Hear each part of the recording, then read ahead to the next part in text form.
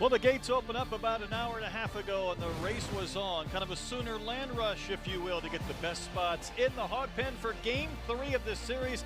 We've had some island vibes all weekend long, our celebration of our Hawaiians and the Razorbacks with an opportunity today to go for the sweep after claiming the first couple of games against OU.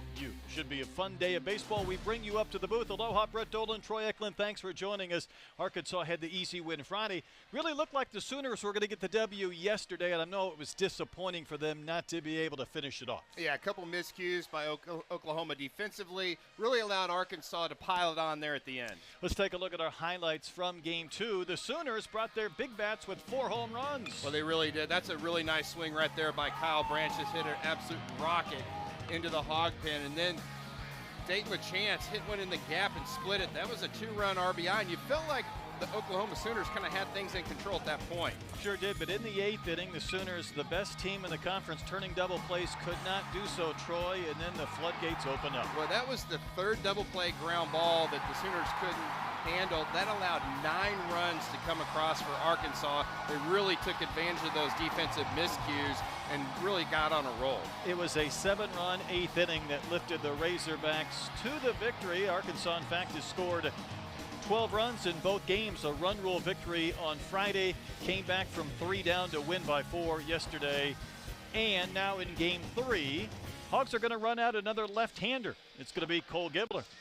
Yeah, Cole Gibler has been really consistent for Arkansas. For him to be successful, you know, he's got to work the fastball down in the zone, and he's got to land that slider cutter. So for Gibler, he is, you see the strike throwing Gibler. He does have some punch outs almost every inning, but again, the ball's going to fly again today at Bum Walker. Feels like that might be the case. Humid and overcast. The lineup the Sooners run out there will feature Walk, Johnson, LaChance, Willits, Gamble, Brock. Harris had a couple of homers yesterday, then Dickerson and Branch, and this is an Oklahoma team that has not attempted a steal this weekend. That is noteworthy for 2 games. See what we get this afternoon. The Sooners have fallen a couple of games below 500 in the conference race. Arkansas making a late push, possibly to host in the postseason. Well, Brett, you talked about the Sooners really liking to run. Well, it doesn't help their cause having another left-hander on the mound in Cole Gibler. Gibler ready to work. Game number 52 of this season, a 74-degree afternoon, and Jason Walk leads off. Couple of hits yesterday, scored a run for the Sooners. Oklahoma tied a season high 4 homers, out-hit Arkansas 12-9, but came up a little bit short. So Gibler and the Razorbacks are ready to roll, and we're off and working on a Sunday. Gibler pitched against the Rebels last week, allowed 9 hits and 7 runs in 5 1/3 innings. Really, the big bugaboo was not covering first base on a ground ball to Rutenbar. And then some wind-blown home runs have been a storyline really for the last couple of weekends. So runners on base have been the enemy. It really has. And I tell you what, Gibler's not going to have any trouble picking up Ryder Helfrich with the cotton candy-colored chest protector and shin guards. He shouldn't. It's a festive Ryder Helfrich. Pitches down to Walk. One final note, though, about Gibler in that start against the Rebels. 1 walk and 9 strikeouts. So, Troy, even though he gave up 7 runs, there were some moments where he was really good in that stretch. Yeah, I think so. And he's kind of a contact type of pitcher.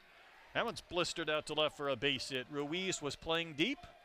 He'll fire it back in, and Jason Walk starts the game with a sharp single to left. Well, that's what you want to do if you're the Sooners. You want to come out, let your presence be known early, and really get on the board and maybe try to get a little bit of a spread so you can really start running. Walk with 13 stolen bases. Again, this team for the Sooners in triple digits in bags, and they're second in the conference to only Kentucky, who Arkansas will see next week. Here's Camden Johnson. But they have not attempted a steal, and it's only been the 7th and 8th games all season in which they have not attempted a steal. So we'll see if that might change. But we've been Camden heavy in this series as well. Johnson yesterday had a couple of hits, drove in a run for the Sooners. So for Johnson, Troy, it was his 18th multi-hit game. Camden Kojal of the Razorbacks had his 18th multi-hit game earlier in this series. So those guys have a little symmetry going with their names and with their big performances. It seems like when Camden Johnson shoots that ball to left center is when he is at his best. Going to take a strike. Our plate umpire is Jeff Wright, done barbecuing, and now he's back behind the dish. And then it's Michael Phillips at first, Kevin Sweeney at second, James Ainsworth at third. We hope that if a ball goes over the fence, somebody sees it. We'll explain more in a moment. Or at least one person sees it in the crew. Casual flip to first, and Jason walked back in standing. Yesterday, Troy, we had the high sky, but the lights are on as we get underway, so it might be a little bit easier for those outfielders to see baseballs, but it doesn't mean they might not be flying or jumping this afternoon. Yeah, it sure feels like it's going to be another high home run total for these two teams. That's a huge lead for Walk. Pitches outside to Johnson. And the thing that speed does, even if you don't steal, it's in the back of the pitcher's mind, and you try to be a little faster to the plate. Sometimes that your accuracy on your delivery is a little different. Maybe you don't try to have that such a high leg kick, but speed really disrupts things. Runners going. Helfrich with a sidearm sling. That's nowhere close, and Walk will get the base. Yeah, great pitch to run on. That was a slider down and away. Really, the second Helfrich caught that ball, Walk was already over halfway to second base. No chance. Sooners trying to create a little bit of their chaos early. There was some conversation, and you see the stolen base totals. Kentucky's gotten a little separation. Arkansas, top 5 in the league, but well behind the top 2. No swing. Johnson will take ball 4, so a good beginning for the Sooners. Single, a stolen base, and a walk. And it's going to bring up Dayton LaChance. And LaChance, Troy, had the ball yesterday in the first inning. We didn't see it. Radio didn't see it. Ruiz and left didn't see it. LaChance didn't see it. And our third base umpire didn't see it, who called it foul, before finally the plate umpire came racing over, and he kind of nudged his buddy to say it was a home run, James Ainsworth. We saw it several times. There was some confusion, but apparently it landed in the far right side of the bullpen where it was 35, 40 feet fair. New saw it in center the entire way. Ruiz told me today, he said, I never saw it. And when I talked to the third base umpire, he said, bro, I didn't see it either. Yeah, New was yelling at Damien Ruiz from center field going, it's way out. Don't worry about it. Don't sweat it. There was not much of an argument, but LaChance, we had a nice shot of him rounding third base, and he had his hands out, that universal sign for what just happened. I have no idea. But LaChance got the homer, so he's hit 7 now in his last 15 games. I believe he's 5 for 6 this weekend. He is absolutely on fire at the plate. 2 walks, a double, a homer yesterday. Did strike out in the 9th inning against McIlvain, but he's a big part of this offense for OU. And after the Sooners defeated Florida last Friday in comeback fashion, they have dropped now 4 straight games. They'd like to change that. There's a dirt ball, and Walk got a good read, so he'll take off to third in advance. Johnson held it first. Here come the Sooners right out of the gates.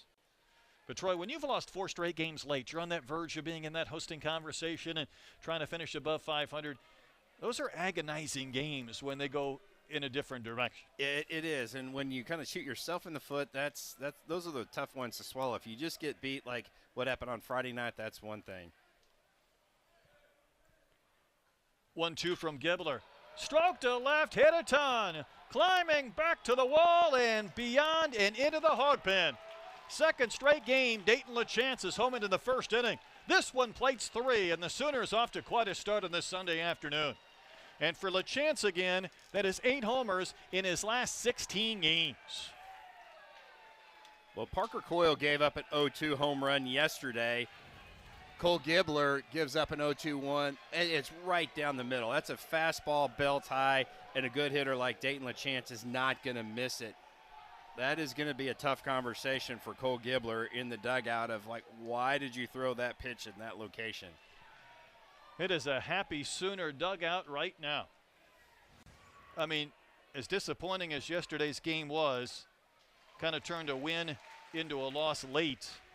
To respond, Troy, with 3 in the first is a big-time effort, I'm sure, for OU. Absolutely, and still no outs. And Jackson Willits, cleanup hitter, the shortstop. Willits was 1 for 5. He singled in his last at-bat. You aren't going to keep him hitless often.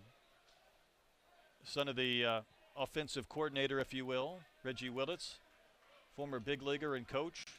Willits made the error on a ground ball from Eloy in the 8th inning that would have ended the frame with no damage done. Arkansas scored 7. And after the game, Skip Johnson said 100 out of 100 times we want that ball hit to that man. Right. It just didn't go our way. And that's baseball, I guess. Well, hitting the ball as hard as Eloy did definitely had a factor in that play. But you know if you get it cleanly, and that's strike 3 to Willits, Gibler gets a high strike 3 for the K in the first out of the inning. Yeah, this one might have been challenged if it was at the tournament. You see Helfrich try to pull that one down, definitely up out of the zone.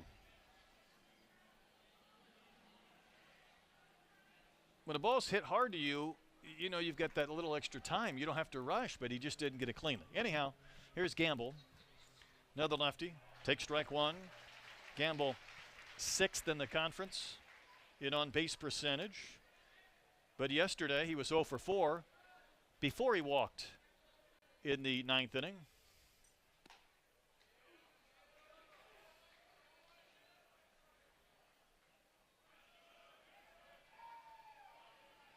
Well, for Gibler, the task is now to kind of settle in and get some length in this outing.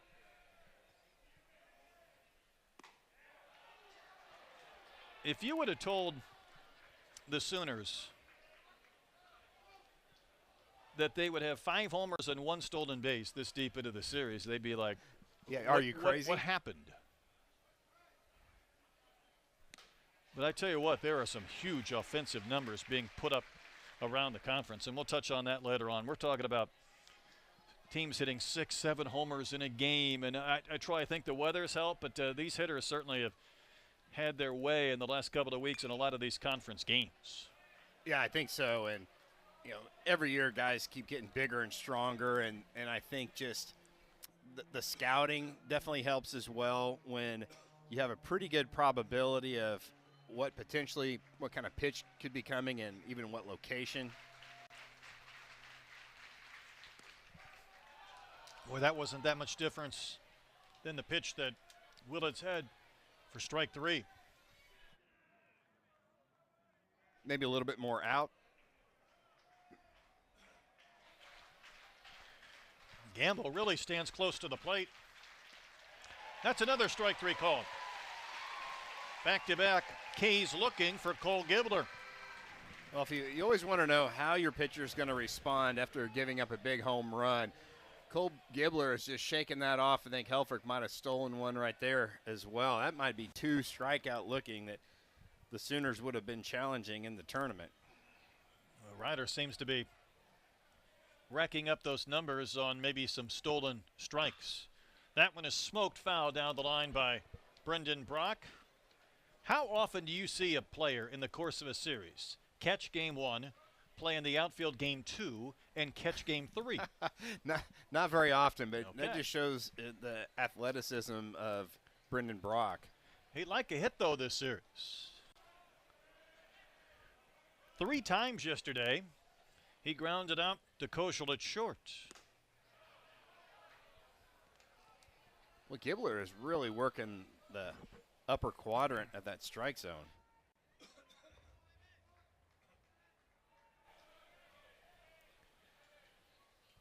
Next pitch, again working at the belt for a called strike. That was a cutter slider up in the zone. Now if he throws another one, you might see this end up around Brock's back foot.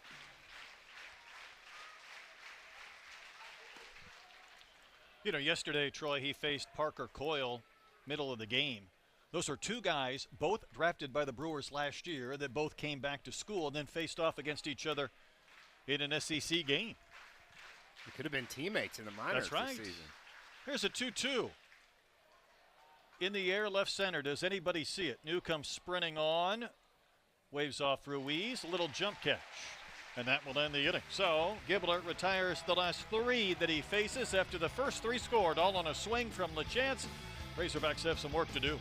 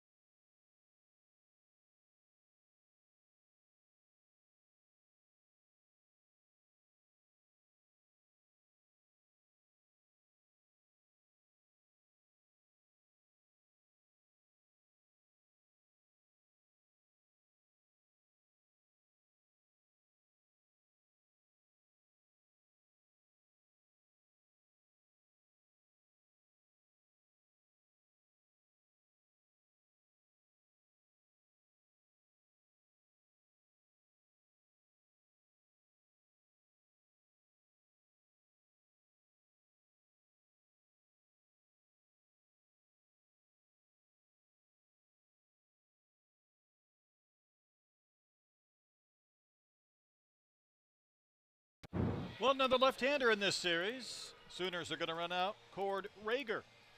Yeah, Rager, you see the big-bodied left-hander has got a really live arm. He's going to sit 93 to 96 with that fastball. Really impressive with the 54 strikeouts in only the 42 and a third innings. And again, opponents are only hitting 207 off of Rager, but here's a big stat, Brett. He's given up 11 home runs in those 42 and a third innings this season. Yeah, 3 of those came last week. 6 of the homers, Troy, have come in his last 2 starts in 7+ innings. It was a home run friendly day last week in Norman, and he got to pitch, or had to pitch. Arkansas's lineup will have Ruiz, Koschel, and Helfrich, then Aloy, Souza, and New. The Island influence moving up in the lineup there, 4, 5, and 6. Stewart, Pompey, and Rutenbar. Good to see Carter back in there after the bloodied nose and concussion protocol on Friday. Mike Anu, though, has found the power stroke here as of late. I think he's starting to see the baseball up in the zone and not try to pull everything. You saw the home run to right field yesterday, and that's the one thing for New. Super athletic, but he definitely has power to all fields. Here comes Ruiz. Damian entered the game yesterday with an incredible on-base percentage of .461, and then he went 0 for his first 5 before he singled in a run, part of that huge 8th inning. At one point, going into the 8th inning yesterday, Arkansas had a total of 3 hits. The Sooners ran out everybody in that bullpen, and they were in a position to win again, but for the most part, what they held Arkansas to was kind of a bizarre game. Arkansas was willing to take their walks, but they had a ton of strikeouts. And over the course of the afternoon, they were in double figures in both categories. 11 walks, 12 strikeouts from Oklahoma's pitchers in game 2. Yeah, it just felt like the Sooners were dodging a bullet on the walks, but it was those not turning the 3 double play ground balls. Huge. Really came back to bite them. And for a team that had turned 24 double plays, most in the SEC, it was baseball again, I guess. Just strange things happening. Rager's pitch is fouled back and out of play. Rager, 3 starts ago for that man, Skip Johnson, threw 5 innings of 1 hit, no run baseball against Missouri. But again, his last couple of starts, 4 runs, 6 total homers. And the pitch to Ruiz is just outside or off the corner. Tell you what, I see that 99 in a pitcher, and it kind of gives me the willies. Mitch Williams, Spencer Strider, guys that were 99. Doesn't quite look right, does it? No, it doesn't. It looks like a spring training game. Mitch was the wild thing. Mitch ended up almost in the coach's box in the third base line after each pitch, being left-handed. Maypearl, Texas native, the freshman, Rager. And Ruiz will hit a soft liner to a leaping third baseman Johnson for the catch and out. Yeah, the fastball's been really good by Rager. That one was up to 95 on TrackMan, and you could tell that Ruiz, with 2 strikes, just didn't get that barrel head out. Going to face a lefty in Camden Koschel, who yesterday walked 3 times, struck out a couple of times. Had 3 hits and a grand slam, though, on Friday. And Koschel takes a little bit outside. I mentioned yesterday he was one of the finalists for the Tony Gwynn Service Award around college baseball, and I did mention to him he's going to have to save a life or 2 in the next week if he's going to win over Stanfield. He said he was a teammate of Stanfield in the Cape, born brave. Ball and a strike. If Rager can keep landing that slider cutter, man, Arkansas is going to have a tough time this afternoon. Koschel fouls one back and out of play. Saw Koschel's parents here last weekend, and I said to Camden, you know, how do they manage that with your battalion of younger brothers and sisters? Well, he only has one younger brother playing baseball. Okay. His older brother in high school is a linebacker who's being recruited, and then he said, make sure you tell Arkansas's coaches they need to recruit him. So Coach Silverfield, there you go. But listen to this. He had a cousin, Troy, named Tyke Kosher, probably about, I don't know, 9 years or so older than Camden, that played football at Kearney, Nebraska. Okay. Division II. Listen to this. Are you ready? I'm ready. Are you sure? Bring it. He was the second player in college football history to have more than 600 career tackles. Those Koshos like to hit people. They like to hit baseballs as well, and it's going to carry out to the track in left center, but the catch is made, and there's 2 outs. 600. That's an incredible. 11-game season. So Tyke, who actually got to go to the Philadelphia Eagles training camp after he finished his D2 career, had more than 600 career tackles with Nebraska Kearney. I mean, that's basically making every other tackle for 4 years. Yeah, that's insane. I think that's the epitome of having a nose for the ball. I think you're right. Ryder Helfrich, next man in. All Ryder did yesterday was walk 3 more times. First to 50 in the conference in walks. So you see the OPS, batting average a little bit below 300. 8 of those homers have come in conference games. He also had a single and also scored a run, part of that long 8th inning. So Arkansas had a game this series where they didn't play an 8th because it was a run rule. Then they have a game where they score 7 in the 8th with a 12-run output in both contests, but today they're down early. After that home run from LaChance in the top of the first, and Helfrich waves and misses. Looked like ball 3 for Helfrich after that so? swing. He was pretty disgusted with himself of offering it that pitch.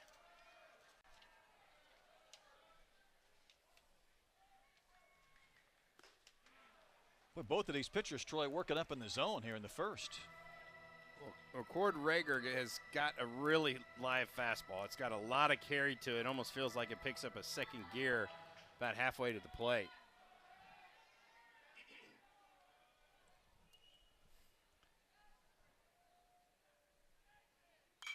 Helfrich hits one high in the air, down the line and right. Harris into the corner. This will be fouled up there on the landing. That was to the right of the pole, but incoming on Mackey's bases loaded landing. Did somebody get the baseball? Hey, a little hustle up there wouldn't hurt. Not enough young kids up there just scurrying after him.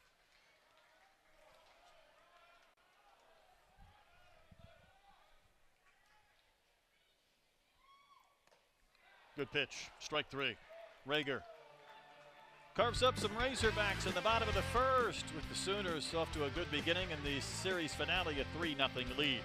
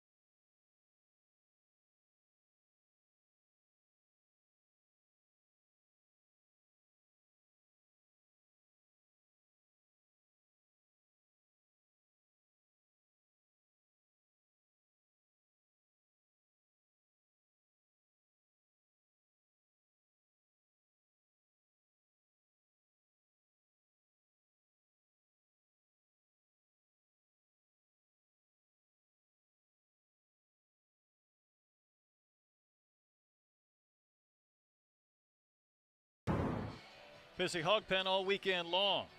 Been the place to be. We've had more than 10,100, I think, each of the previous 2 days, so looking at 30,000 plus, I would think. Probably got some people still trying to get to the ballpark with the 1 o'clock start. Good beginning for OU. Yeah, I think if you're Cole Gibbler, you just want to try to hold this lead to 3.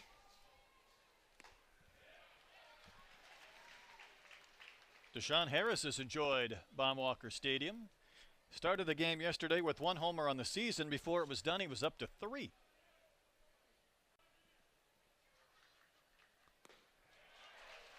Quickly down to the count, 0-2. Yeah, the fastball inside and a really short swing by Harrison. He shot a couple balls out to right field that were just absolutely rockets.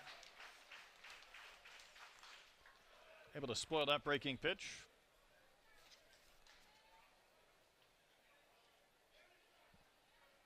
Gibbler's got to lock in right here on 0-2. Hung one to LaChance, and he did not miss it.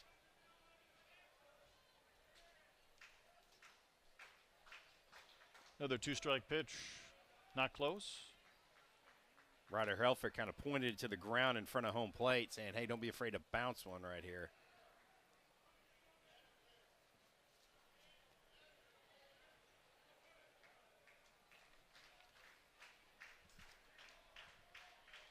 Gibbler's retired 3 straight after the 3-run homer. I know OU again wants to snap this losing streak and get back in the win column. They have that home series that's in Oklahoma City next weekend at Bricktown against a Tennessee team that's doing some damage. That's a swing and a foul tip into the glove of Helfrich.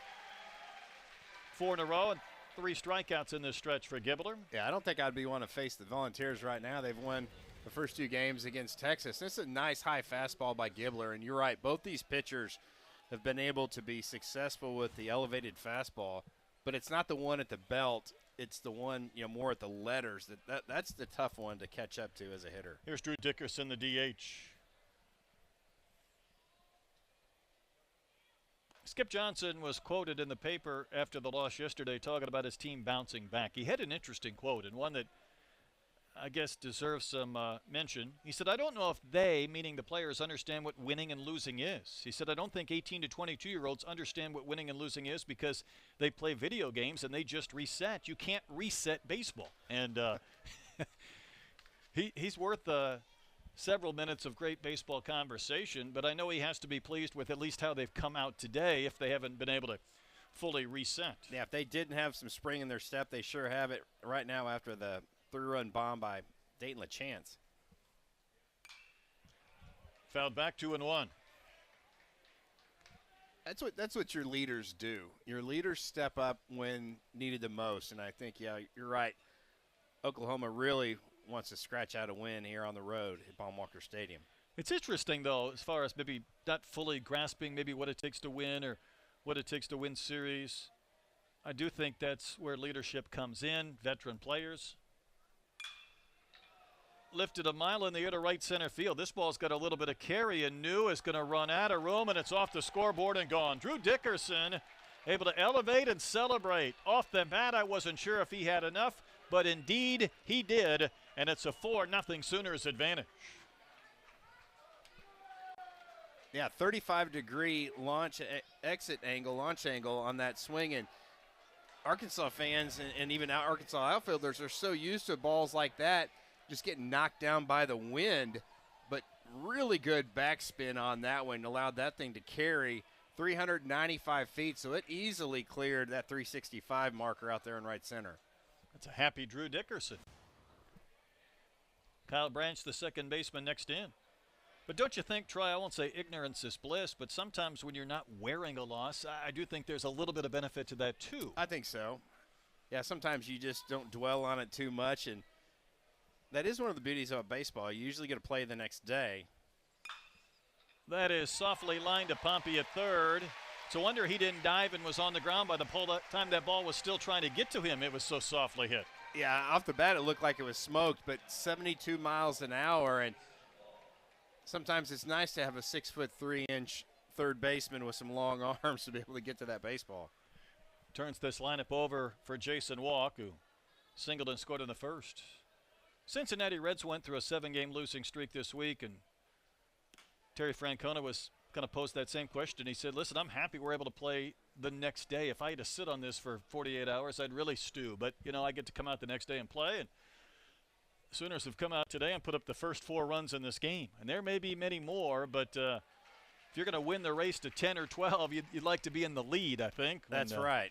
Be the first to start accumulating? Well, it'll be interesting to see what the Sooners do with the 4-run lead and when they get some guys on base, especially those base stealers. I think they're going to just keep that foot on the gas and see if they can really put extra pressure on not only the pitcher but that Arkansas defense. Yeah, I think that's a big part of it. Coming into this game, the interesting part is that both of these teams, Sooners and Razorbacks, were hitting .277, the exact batting average. Tied for 10th in this conference. Is that on the corner? It is. Gibler, the K, rings up walk. Inning is over, but Dickerson's homer makes it a 4-0 Sooners lead through an inning and a half on a Sunday at Baum Walker.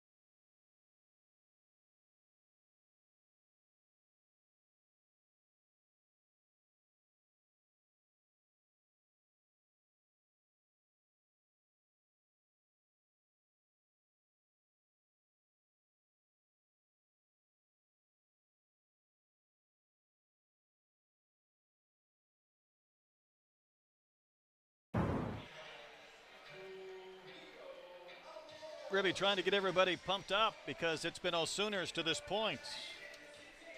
4-0 OU lead. Aloy, Souza, and New. Couple of Hawaiians and one who was a father from Fiji/Australia. So all the we got some island culture working in there. It's been Asian American and Pacific Islander Heritage Month around the Arkansas campus. A lot of Vahiva Aloy celebrations with a record that we'll talk about later on, a bobblehead, and Kuhio, who homered in all 3 games last weekend, would like to get off the schneid a bit this weekend. Did walk, drove in a run, scored a run yesterday. And he blisters one to right. Ho-hum, another 110 exit velo.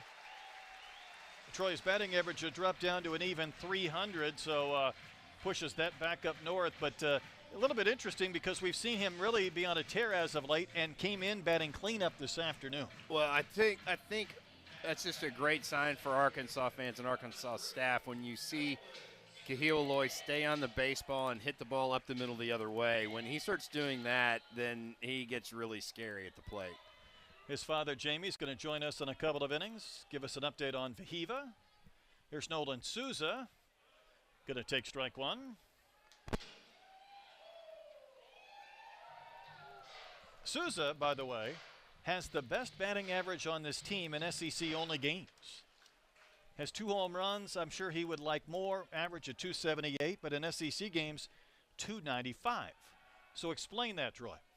Yeah, that is locking in when he needs to and when the games really matter. But the thing that Nate Thompson's really been working with Nolan Souza on is trying to get that barrel head out on that middle to in pitch and try to pull that down the right field line.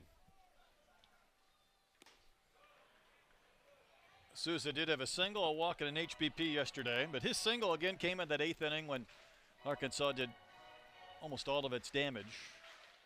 And what Dave Van Horn told the team after the game is that when you hang around on days you're not playing well, you've got a chance. When you don't allow that deficit to become too large. And obviously Arkansas would like to hang around a little bit today, and OU would like to find separation. But I think there's something to that late in the year when the ballpark is more offensive friendly, and you've done it a few times before. Yeah, I think so. And that's the big thing for both these teams is when you have that opportunity to kind of bury a team, you need to. It's something Arkansas a few times this year hasn't done, put teams away. In Oklahoma, while they kept scratching and taking the lead against the Razorbacks, they didn't quite put them away either. Yeah, the defense has been so solid for the Sooners, kind of let them down. But, again, they can just turn the page and flush it, and it seems like so far that's what they've done. Souza with a late swing and a miss. A little bit indecisive, it appeared. That's a couple really bad swings on breaking balls by the Razorbacks. And are they not seeing that? Cord Rager, I don't think that they think that they're going to see something with that much spin, but boy, those are the Helfrich half swing, and that was a very defensive two-strike swing right there by Nolan Souza. Almost like the plane in which that pitch drops. Here's Mike Anu, 4 hits and a couple of homers this series. Matt Jones did a great job in the paper today talking about Mike Anu in what he has done in the month of May. Last year, he hit 11 of his 15 homers in 13 games in May. Wow. In fact, he has 33 career home runs, does Mike Anu, between 3 stops. 18 of the 33 have come this month. So maybe he wants it to warm up so he can warm up. I guess so. That is just getting on a roll. Ended the game on Friday with a run rule homer. Shot one out off the building and right yesterday in the 2nd inning against a pitcher who had given up 1 homer all season. But Matt put out a tweet that in 34 games in his career in May, he's hit 18 home runs. That doesn't even make sense. It doesn't make a lick of sense, at least to that level. In the dirt, knocked down by Brock. Yeah, when you're down 4 runs, you can't afford to try to get an extra base if you're Kahil Aloy out there. Rager really going to a lot of off-speed pitches against Mike Anu right here. It's amazing when you're a starter in Game 3 and you've watched the first 2 games and you've seen what has transpired with Arkansas scoring 24 runs or Anu homering in both games, how it might affect your game plan just a bit. Yeah, I think so. And then that also comes from the dugout and Skip Johnson calling those pitches. But, yeah, you know that Rager's got, some input on that as well, too. Has the ability to shake off a pitch. A little surprised that they've been picking over as much as they have with Kahil Aloy, which is really not a threat to steal. There's that pitch again. Downward tilt. A swing and a foul tip into the glove of Brock for a K. That's 3 strikeouts for Cord Rager. Yeah, again, taking a little something off that. That was a cutter that, man, just absolutely dove right under the path of the swing path of Mike Anu.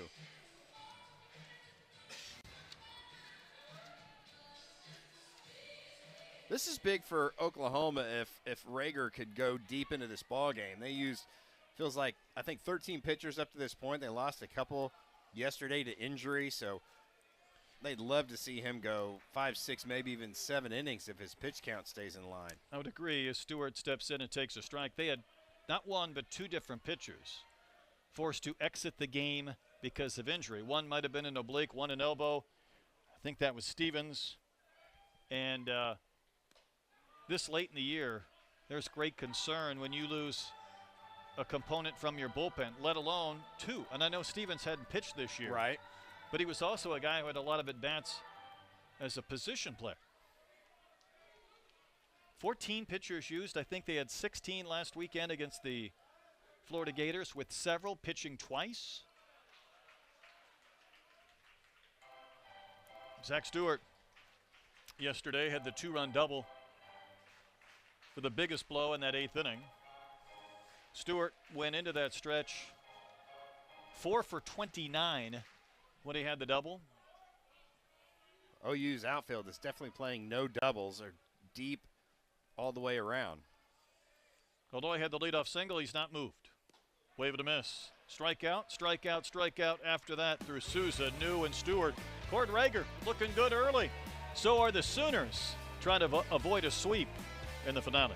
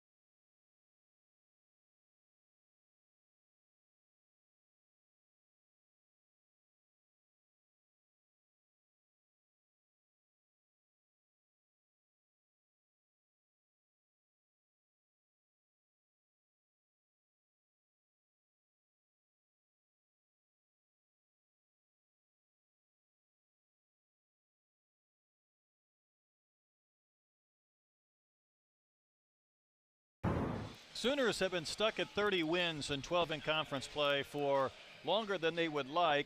Troy, that strength of schedule keeps ticking up a notch or two, and the RPI keeps decreasing. Yeah, I know they really would love to, get a win here today and maybe sweep next weekend and get in that conversation like Arkansas about potentially hosting. But, again, I don't know if I would want them to be coming to my regional as a 2 seed. Sooners really want to get out of here with a W. A 4-0 lead for OU, and Camden Johnson leads off. Heart of the lineup again for the Sooners. Happy Mother's Day, by the way. They recognized the mothers here at the ballpark between innings over the public address system. Even the coaches' moms. That was pretty cool. During the Arkansas pregame introductions, they would say son of and read off the mother's name for each of the starters, and then the coaches. Camden Johnson walked and scored in the first. Does have kind of that laid-back Sunday feel, though, to this game this afternoon. And with a 4-run Sooners lead, that's helped keep this from being a little bit too rowdy. Speaking of rowdy, though, we got to thank Hognoxious, Troy. He brought us not one but 2 beer hats up to the booth. Yeah, that's awesome.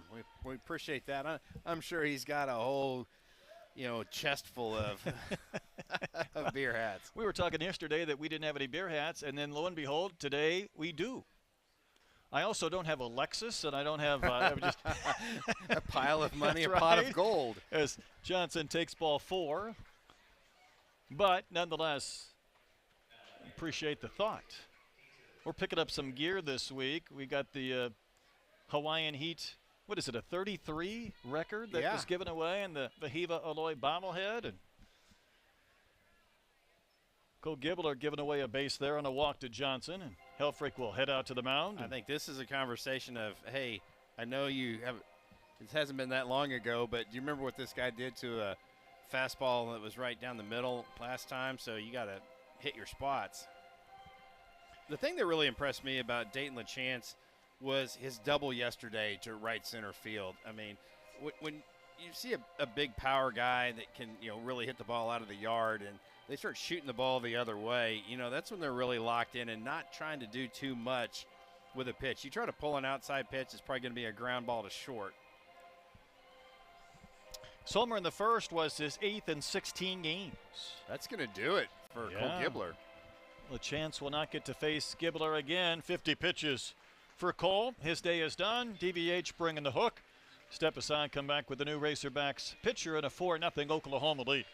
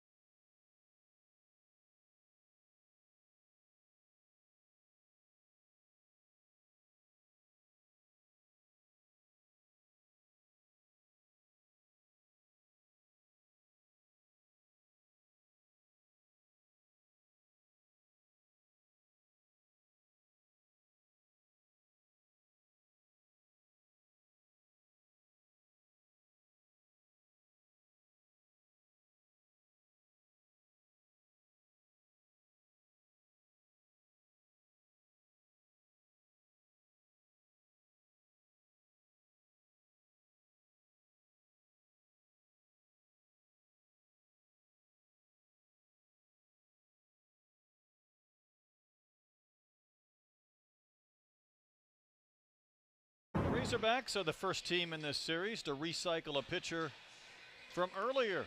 In fact, yesterday, Steele Eves threw an inning, and he's right back out there this afternoon. Yeah, gave up one hit. Only threw 12 pitches yesterday, and you always like to know different guys that can go back-to-back days without any issue. And according to Matt Hobbs, Steele Eves is one of those guys. So some guys get even stiff after throwing 10 or 12, 15 pitches, but Eves is able to bounce back, and they need him to keep this game in check, because you've got a guy with great speed at first base, and Johnson and red-hot Dayton LaChance at the plate. Yeah, the hit he gave up yesterday was a 2-run double to LaChance in the 7th inning. The 2 inherited runners scored. Oklahoma took a 7-5 lead on their way to an 8-5 advantage, and then Arkansas won 12-8, so he's facing LaChance again, who homered in the first against Cole Gibler. Talked a little bit about LaChance yesterday. Played for Skip's son, Tyler Johnson, at McLennan, the junior college in Waco that also produced DVH. And Tyler has since moved on to DBU, but LaChance a year ago, 21 homers, 104 runs batted in for the Highlanders. Got a little wiggle there. Did we just have a balk? Yeah. That's big. That takes away the double play ground ball. I was watching the Clue Haywood wiggle from LaChance. He's swinging his hips around, and it was Eves who apparently moved. That's a pitching coach who needs a moment. Yep, that'll do it. That's a flinch. That is a flinch. That's where you keep going and come set and then step off. I blame it on the pitch com, Troy. Yeah, threw him off. Maybe it cut out mid-word, and then it made Eves freeze a little bit. That takes away a double play, puts a runner in scoring position. See if LaChance does this wiggle. Remember Clue Haywood from Major League when he would step in there? Look, there we go. He's going to do it again, I think. Think about those hips.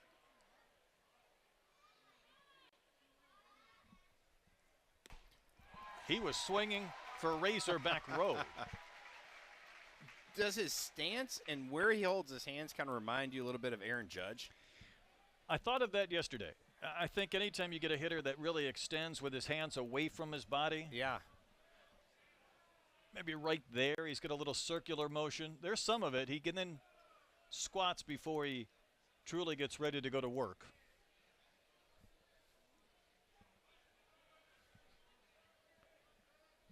Think about a guy who didn't have a homer a couple of weeks ago and then is sitting at 8 now. It's been a big lift for this OU team. 46 RBIs don't hurt either. That's why he's batting in the heat of this lineup, right in the middle. You put him between Johnson, who gets on base a ton, and Willits, who's an experienced veteran hitter. Gives the Sooners a chance to build some length. Certainly what Deshaun Harris has done at the bottom of the lineup this weekend has contributed as well.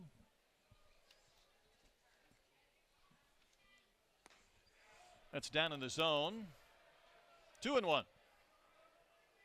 I don't think he's going anywhere, but Camden Johnson's getting a huge lead out there at second base. And with his speed, anything to the outfield, he doesn't need it to score, but I think he's just trying to get in Steele Eves' head a little bit.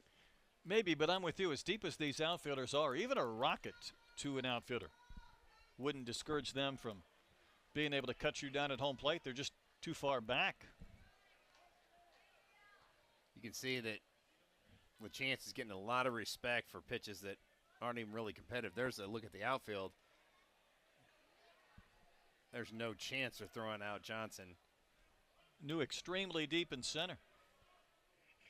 Hitters count for LaChance. 3-1 pitch. Fouled back. That's a guy that really wants to hit. That's a pitcher's pitch. Slider down and away.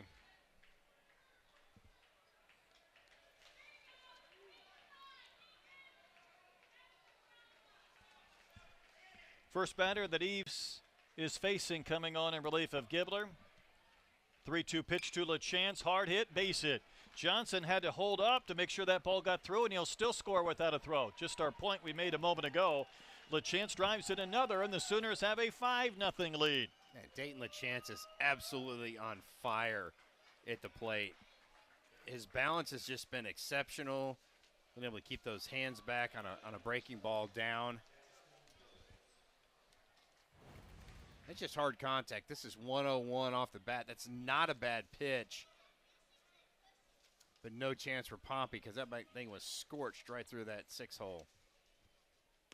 So Johnson held up, almost froze, and then was still able to score easily on that base hit. So the Sooners now looking for a little more. And Jackson Willits, who struck out looking in the first, down in the count, 0-1.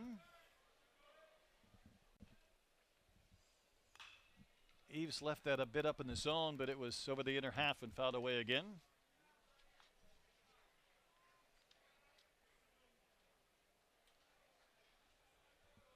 Well, if you're Arkansas, you really feel like you need a double play ground ball right here and just try to put some outs on the board. I would think with Eves up there as a sinker baller, a ground ball pitcher, that would be the most desired, a chance to start to turn this inning around to the momentum. Instead, that one is pounded to center.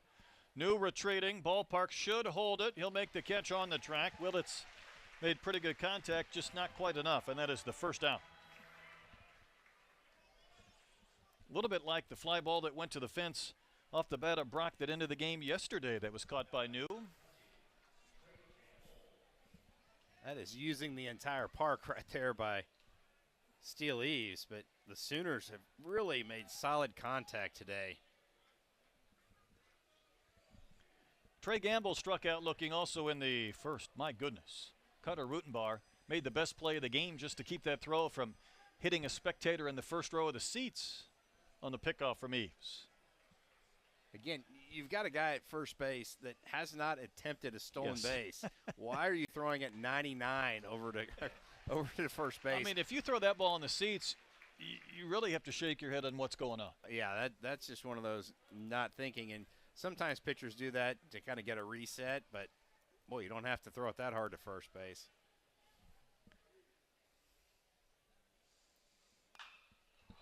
Knocked down by Eves, able to pick it up, collect himself for a second, retire Gamble. He even peaked at second base, but that wasn't hit very hard, 70 off the bat, but it was right at Eves, who was just trying to survive and not let that ball go up the middle. I wasn't paying attention to see where Souza was playing, but sometimes you wonder if those balls that are knocked down by the pitcher, if that's going to be a double play. That grazed his body first or just his glove? I think it's just his glove. What I like about that, Troy, and I know I always talk about getting the lead runner as Brock Faust went away. Sometimes your adrenaline is so amped up that if you turn to second base, you might throw it to Micah New. Yeah, I think so. I think that's probably Ryder Helfrich coaching Eves up right there and yelling in his ear, hey, just 1-1-1.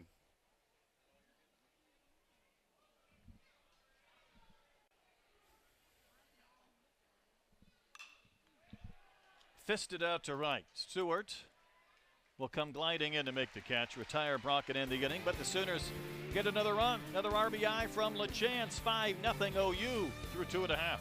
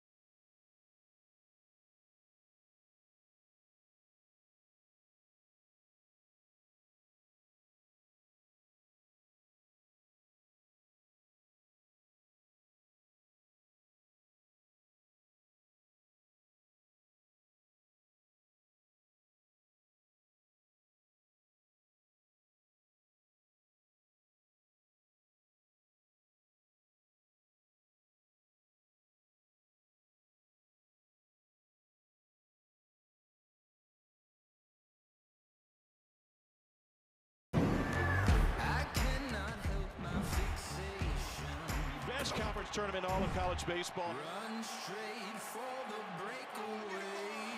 Let's get to Hoover.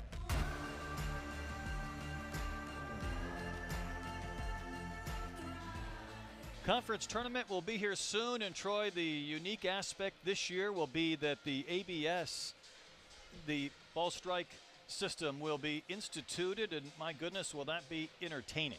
Yeah, I think so. I had a little conversation with both Nate Thompson, the hitting coach of Arkansas, and Matt Hobbs, and said, hey, who gets to be able to do those? And they said on the pitching side, only Ryder Helfrich can challenge the catcher, but on the hitting side, they said we want to be selective on those. If it's a situation, a high leverage situation that can really change the complexion of it, not just a random, pitch in the first inning. All the hitters have to be measured, though, when they get to Hoover. TJ Pompey measures this pitch, skies it out to right center field, hit well, back to the fence, and it's going to go, a home run for Pompey. His 8th in conference games, number 13 on the season. Razorbacks needed something to go in their favor, and Pompey starts it with a solo homer in the bottom of the 3rd inning. Boy, Brett, you talk about just getting out. That ball was hit 373 feet. It's 365 out there to right center field, and I thought Harris had a real shot at catching that baseball. I think I almost need to see that one again to see how close it is. He Pompey almost looked like he kind of cut that baseball a little bit. Here's Rutenbar, takes one high for a ball. So the home run from Pompey means that Arkansas has hit 17 homers now in their last 6 SEC games, counting today. Let's see how close this is to being caught. I think he needed one more step to get to the fence. So. Big wave and a miss from Rutenbar, but the ABS will be fun in Hoover. It'd be interesting to see if a team can get on a heater and win 4, 5, 6 of those challenges in a row to keep them with their full inventory. Yeah, I think so. Greg Sankey said in a press release, the introduction of the challenge system at the SEC tournament reflects our continued commitment to innovation. I think a lot of people wondering, does this mean it's leading to the possibility of using this in the regular season next year or soon? I think so. It's a rule change year for the SEC. That's an uncomfortable wave and a miss from Rutenbar. That's been about the 4th or 5th one that Razorbacks have. You're right. Just looked very uncomfortable. Rager's had some movement. He's had some good stuff. I know he liked that pitch back to Pompey, but nonetheless, trying to get through at least 3 innings. in a bit of a rocking chair, and that will qualify. That is now 5 strikeouts through the first 9 Razorback batters. Yeah, that's somebody that's really dealing. And Cord Rager does not look like a freshman on the hill right now. And a lot of coaches say, hey, this time of the season, nobody's a freshman, but he is looking really good. I'll tell you what, in this type of game, solo home runs I do not think are going to beat you unless you like give up 5 or 6. But here's Ruiz, softly lined to Camden Johnson at third, who made a diving grab in the bottom of the first, and he will wear one for the HBP and a base runner. that is the 6th batter that Cord Rager has hit this season. Is that the breaking ball that he just missed on? That was something really slow, because that was a curveball, not the cutter, because there's only 80 miles an hour, and that's why it had so much more movement. We'll see if the Razorbacks, second time through this lineup, have better success. Kosho flew out to center his only time in. Best batting average at home games for any Razorback at .331. That's that same pitch he threw again right there. It's just big time sweep, that slow curve. Kosho's got the pink batting gloves.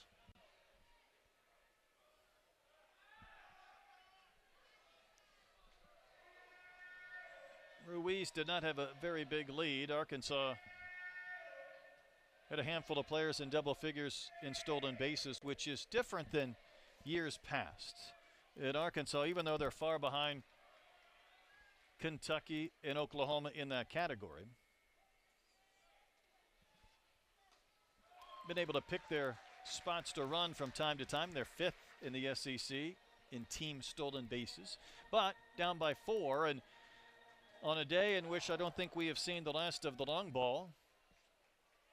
May keep the teams a little bit more conservative when it comes to running. Regardless, now Rager is fighting it just a bit after hitting Ruiz and missing to Kosho, and he comes right back with a fastball for a strike. It seems like the fastball is the pitch that Rager's really been able to command so far. And again, I'm still trying to understand, like Damian Ruiz, he's getting a pretty decent lead out there, but then hopping backwards, it's like you almost rather have a shorter lead and have your momentum going towards second base. Tend to agree. Kosho with a soft pop-up. I don't think Brock sees it, but he didn't have to move far and able to make the catch. That took him a second or two before he located the baseball. I thought Johnson from third might come down the line, but it helped out Brock. He didn't have to go far to chase. Well, I think you're right, because Camden Johnson was on his horse. I think he kind of saw that Brock didn't gauge that one very quickly, and you're right. He almost could have stood still and just would have come back to him. Helfrich struck out looking in the first.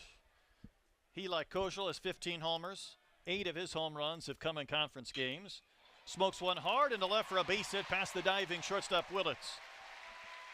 Ruiz, a hard turn at second, will hold there as Gamble plays it back in. And a couple of runners on base for Kuhio Aloy. I think Helfrich had the really bad 2-strike check swing strikeout against Rager in that first at-bat. I think he was sitting on something off speed, or that would look like the cutter at 87.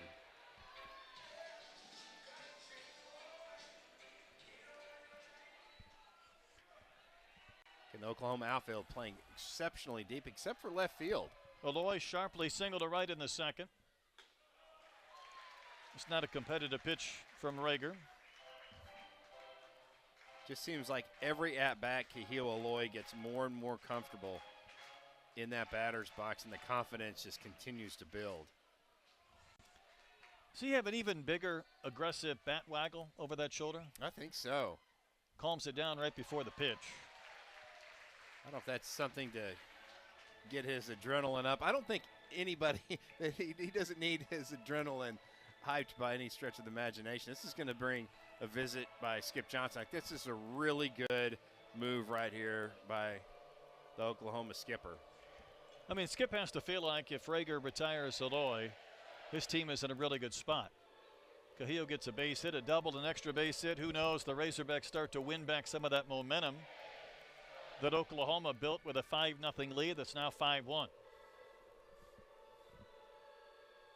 I think this is a conversation to say, hey, it's a walk is not the worst thing in the world. Just don't leave one out over the plate with a guy that's got tremendous power. It's almost like how dangerous Dayton LaChance has been. You know, Kahil Aloy kind of has that same type of threat at the plate.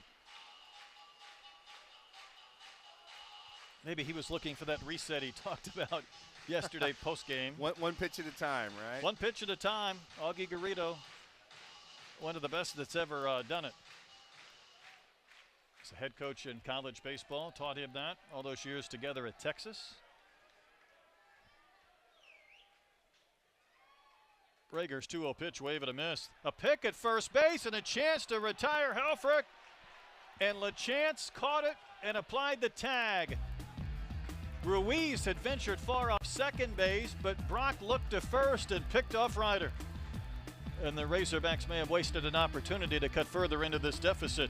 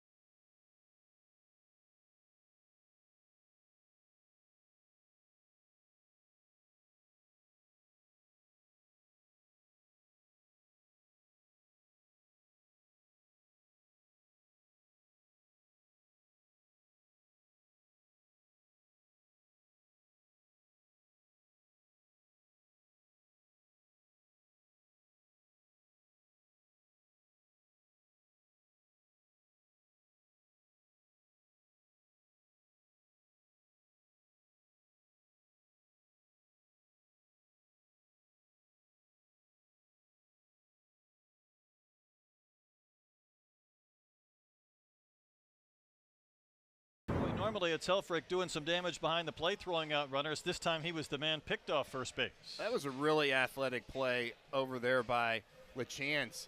Yeah, Ryder was reading Damian Ruiz at second base, and heads up play by Brock, the catcher. And again, as a catcher, sometimes you see that guy so far off first base, and you might throw that ball down the line in right field, but kind of stayed contained was Brock on that throw. 7, 8, and 9 to up this inning. Deshaun Harris will take a high breaking ball from Eves. 5-1 Sooners trying to avoid the sweep here at Baumwalker. Arkansas shifting on Harris after a strike with Koschel playing on the right side of second base. It's fouled back and on a play.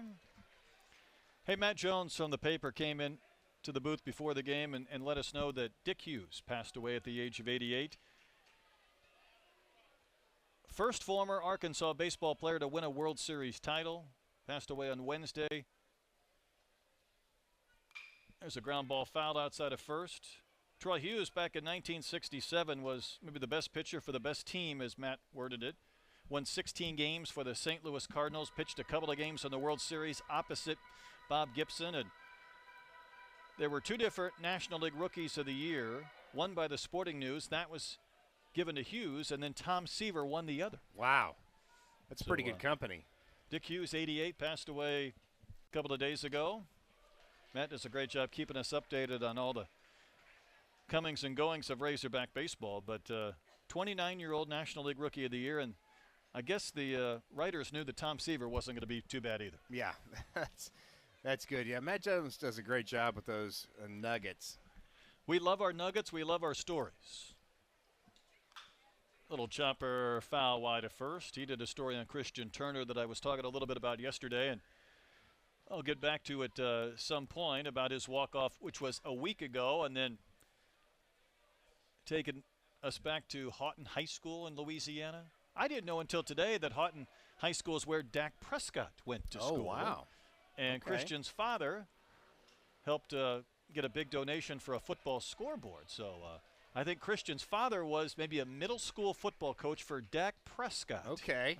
I mean, the Nuggets are flowing now, That's Troy. where you've got to claim all his talent. The middle schools where he learned how to be a great quarterback. 1 ball and 2 strikes to Harris.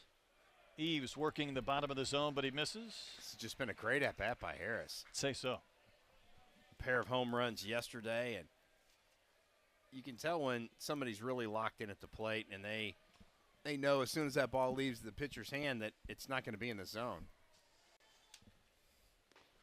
And a wave and a miss.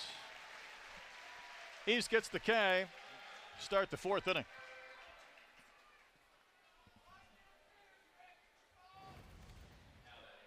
Probably one of the better breaking balls by Eves, and really got those fingers on top of it to really get that top to bottom depth, that break. Got a little Kenny Lofton in him. Yeah, I like that comparison. Drew Dickerson had a home run to right center off the scoreboard back in the 2nd. That was against Gibbler. Does he have another one? Skies one out to right. Stewart looking for room along the track will make the catch. Didn't hit that ball well, but there have been some, I won't say mishit, but some non-squared up home runs over the last couple of weeks in this ballpark. Yeah, the ball is really kind of carrying out to right field, and again, it just does not feel like a normal Baum Walker Stadium. But I tell you what, if you like the long ball, you need to be here this weekend. We tend to agree. Old Glory softly moving out there near the building and left. Kyle Branch, the batter. Line to third is only time in. Takes strike 1.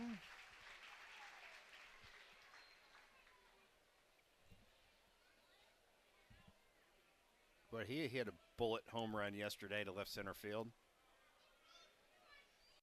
He did his 2nd. He came in with 1 and homered. Harris came in with 1 and hit a pair. Ground ball to third. Pompey's got it. Inning is over. Eves has retired 6 in a row.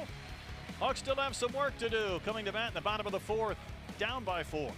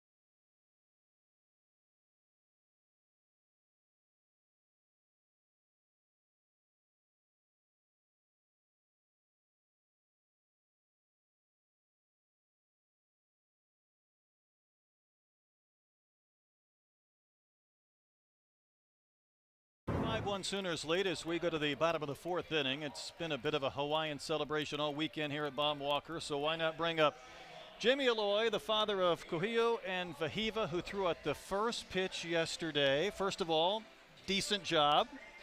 I gotta ask, Kuhio pushed you back to the mound, didn't he? He didn't let you throw from the grass. He did. He kept pushing me back. But at least I know my slider works now because I got down in the dirt, so. Well, Kuhio is going to lead off this inning. He was at the plate in the bottom of the 3rd when Helfrich was picked off. So he's back up now with a fresh count to begin the bottom of the 4th inning. I know you weren't here last week when he hit the long home run. Your wife was. But what were you doing in Hawaii when he hit that ball? I was watching the game on television, and I didn't get a good view like the people did here. But, yeah.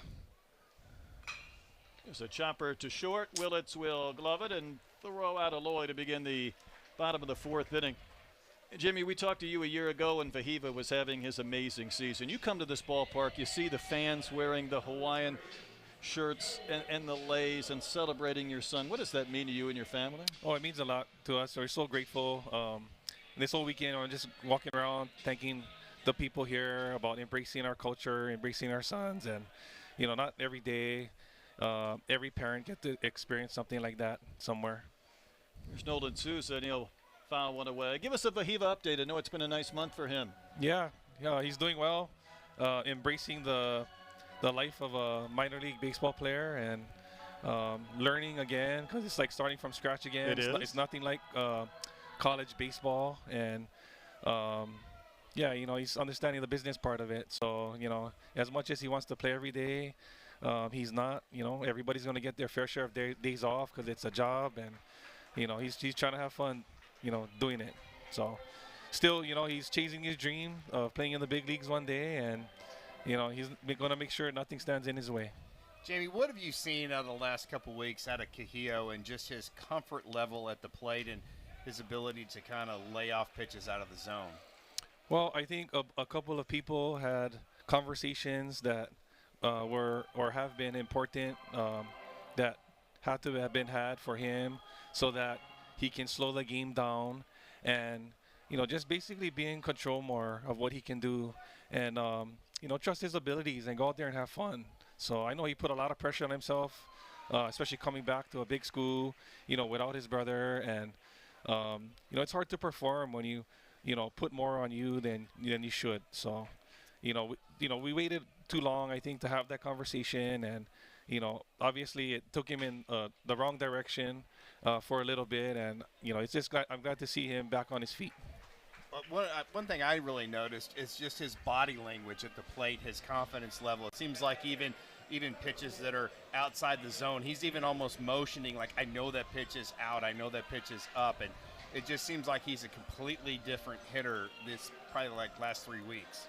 Yeah, well, when you start embracing things that you maybe have ignored because, it's every day and it's part of the grind, and then, you realize what you should be doing and shouldn't be doing.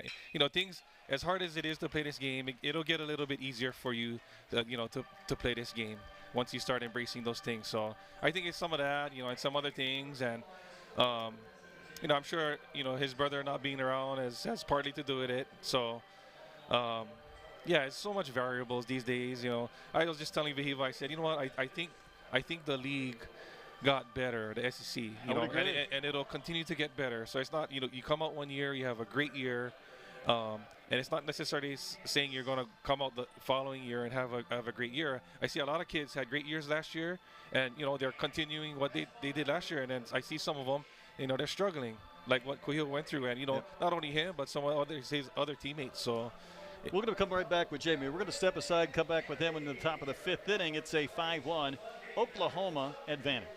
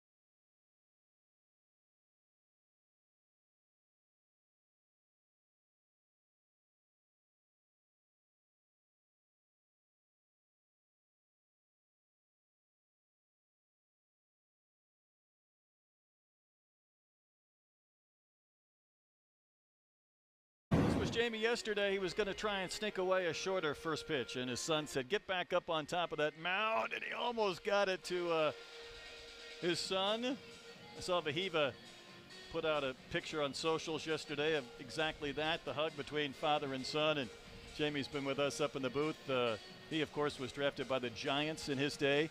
But first of all, tell me about the bobblehead. Did it look like Vahiva when you got your bobblehead? Well, I watched Kuyo's video.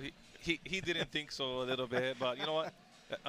That's amazing. To get your own bobblehead, I don't care what it looks like, with your name on it and everything else, like the jewelry, the tattoo especially, the Golden Spikes trophy. That was outstanding. It's hard to top that. Now, of course, Vahiva did say he didn't feel like the smile was right because he doesn't really smile that much, and he told that to DVH, and Dave said, I know, I coached him for 2 years. Kind of a serious guy. We got a new pitcher as well as we go to the 5th inning. And Walk, the leadoff hitter, steps in. Troy Arkansas has gone to the bullpen now a couple of times. Yeah, they're going to go to Cooper Dossett. There's the bobblehead of Vahiva. But the sunglasses are spot on. I'll give you that. That's really good, and the hang loose sign as well.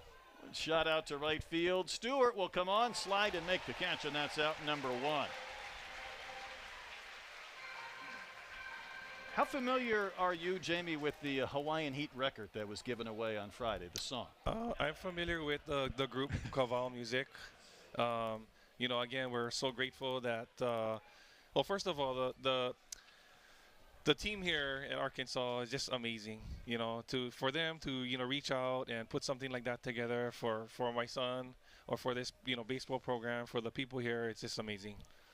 There's Dossett's numbers. He'll retire the first one that he faces, and then Camden Johnson steps in. Well, the lyrics of the song, locally produced, were on the back of the record, the 33, and I was getting a kick out of it, and I printed them off because Troy is going to read the chorus. Oh, no. That's got his ass written all over. You're going to start right here, Troy. Oh, man. And that pitch is a strike over the inside corner. So I'm going to give you another 15 seconds, and I'm going to let you read the chorus. Now, I want you to really create a little feeling here. Don't just limp through it. I want you to give it a little feeling. This was given away on Friday night, the Hawaiian Heat song, after the 1-1 to Johnson. All right, Troy, give it to us. All right. When it's time to go, we so dangerous, respect the game, and no playing. With us. W-I-D, with us. That's really good. You'll feel the sting. It's so venomous. I'm going to have to let you have the rest of that. You know it's time to go. That was shot to the left for a base hit. Boy, Troy, I was hopeful that you might really be able to kick it in, but you didn't even get to the Bash Brothers coming. We see the fire in the eyes. We ain't gone. No, we ain't going to take no. I mean, I have was no a pitiful rhythm. effort. Jamie. That's a 0 on a 1 to 10. No, you did pretty good. You're too kind. You're Hawaiian nice right there, letting Troy skate for that. Only from Hawaii. As Dayton LaChance will bat, he has hit a 3-run homer and an RBI single. Sooners leading 5-1 in the top of the 5th inning. How many times do you think you or your wife have traveled to Arkansas over the last 3 years from Maui? Well, last year it was like almost every other weekend because the 2 boys were here. The year before, at least a handful of times. And then this year, maybe less than a handful of times. You know the route pretty well. Yeah. If you ask me, I can tell you exactly what plane to catch, what flight number it is, what time it leaves, what time it lands, where. Yeah. Hopefully you're building up some freaking flyer miles and be able to use a few of those. Oh, yeah, we have. Going to have to use a few of those to see Vahiva as this summer progresses. Meanwhile, this game still within reason. Maybe a ground ball double play here. There's one. Throw to first. In time. Double play. Jamie, thanks for joining us. Best wishes to your boys going forward. Happy Mother's Day to all the mothers out there. To my wife, happy anniversary. Well said. Love Happy Mother's Day. We'll step Jamie. aside. Still 5-1 Sooners.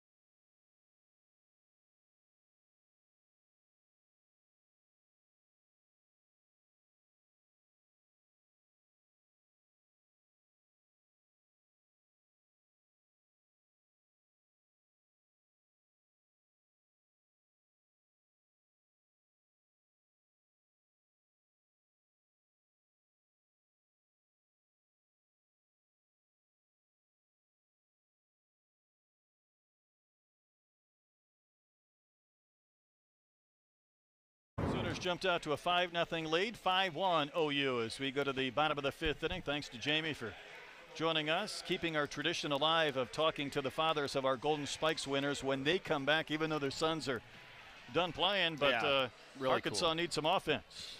They really do, and you wonder for Arkansas, can that double play ground ball kind of transfer some energy to the offense? Stewart struck out in the second. Remember, it was Christian Turner who had the walk-off last Sunday. Pitch carries outside for a ball, and DVH toyed with the thought it is Swatters' club that maybe Turner might get a chance to start, saying sometimes when you have a moment like that, it's your time until it isn't. But Stewart has started this weekend, senior weekend, and I caught up with Christian's dad yesterday and had a wonderful conversation up from Louisiana. And apparently DVH went to Turner this week and said, hey, have you ever hit a walk-off homer and then not started the next game? And he thought about it, and he goes, no. And then DVH said, it's about to happen. Oh, no. As Stewart fouls one back and out of play.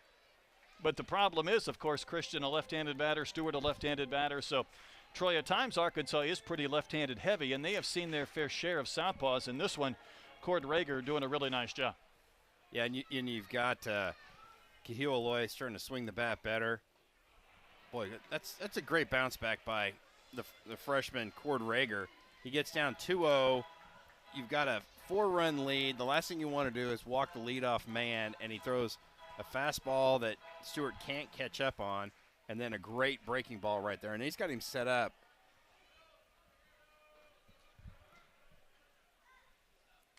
Stewart will hit a big, high, soft chopper that'll stay fair. Easiest play that LaChance will have all afternoon. And that's 4 in a row set down after that pickoff of Helfrich that ended the 3rd inning.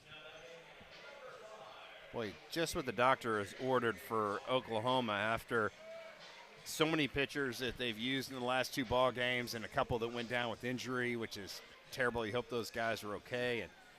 But the freshman Cord Rager is just mowing Razorbacks down one after another. His only blemish was the homer this man hit in the 3rd inning. TJ Pompey, 13th of the season to go along with 13 stolen bases. So there's some symmetry there for Pompey. 8 of his 13 long balls have come in SEC play, including the homer he hit in the bottom of the 9th to walk off Mississippi State in his first SEC at bat and game. Again, Arkansas has just got to try to find a way to get on the base paths and maybe try to get a crooked number home run out there to call their way back. But I'm with you. Rager came in probably knowing that it was going to be important for him to have some success early and length, considering the number of pitchers that were used yesterday and really over the last couple of weekends. And sometimes that can go one of 2 ways. When you really understand it's important to be efficient and effective, it can go sideways. But for a freshman to come out and do this to this point, I think has been encouraging for Oklahoma. Oh, 100%. And I think you just have to challenge Pompey right here, and if he hits it, he hits it. You just definitely don't want to walk him. 3-1 pitch, fouled back and out of play. That's Pompey sitting on a fastball, getting one, and still not being able to catch up to it. It was 91. It wasn't like the electric 95, 96 that we've seen out of Rager, but it was great location, kind of up and away, and just missed the barrel. Another foul ball. One thing Arkansas has done over the last couple of weeks, Troy, is the number of home runs they've hit when it's been 7, 8, 9 pitches into an at-bat, including what Turner did last week. It's happened a handful of times already this weekend. Yeah, I think so, and that just shows just kind of the grit and determination of these Razorback hitters. It does become a mano-on-mano battle, and here we go with Pompey fouling off pitches. I guess as a hitter, you feel like you've seen the repertoire over the course of this AB. Yeah, I think so. And those have been some really good slider cutters by Cord Rager down in the zone. Great location. You're not going to get hurt. That's all you can do is just pound that thing into the ground if you're TJ Pompey. Pitch number 69 for Rager, and Pompey will keep staying alive. That was right off the fists. it'd be interesting to see how close to his hands that pitch hit the barrel. Well, the fans who have been very quiet today getting a little bit more invested in this at-bat in this sequence.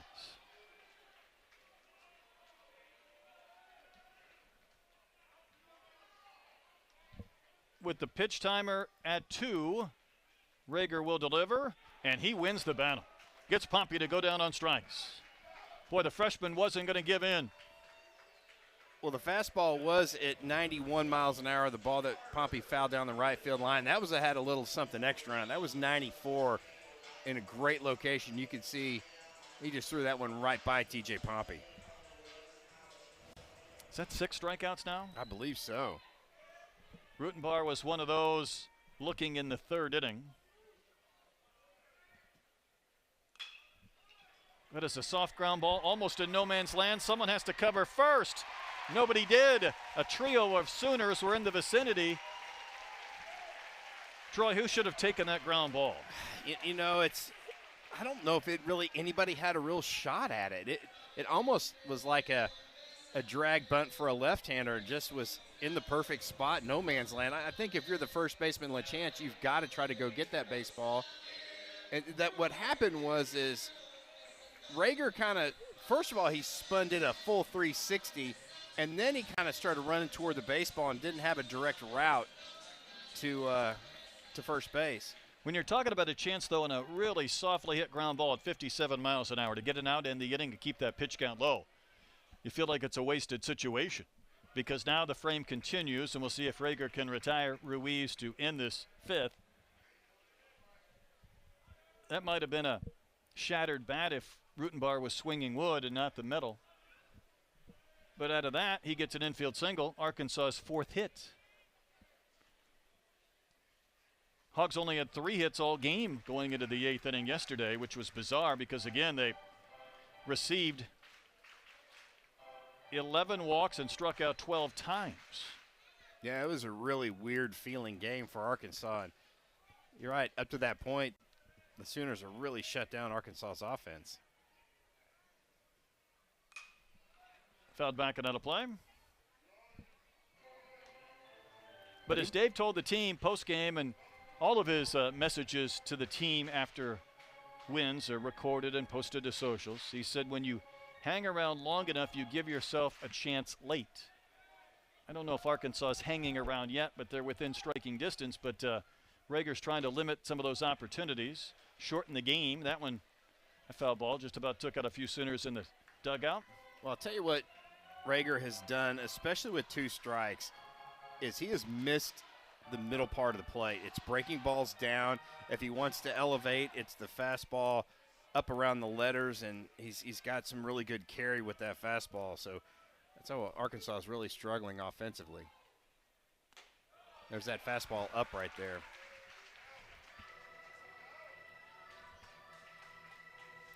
Ruiz was hit by a pitch in the 3rd inning. That was the 76 pitch, and it was 95 miles an hour, 96 on TrackMan. That was a little something extra. Ruiz came into this game having reached base safely in 16 straight games.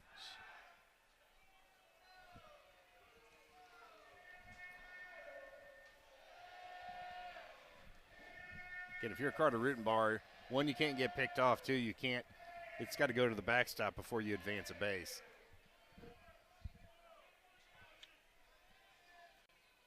Ruiz will chop one foul again outside of 3rd base.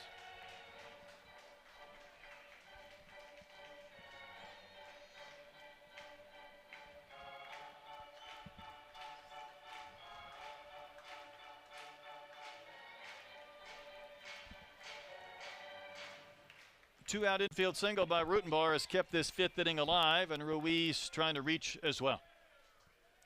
Koschel on deck. And now the count has gone full.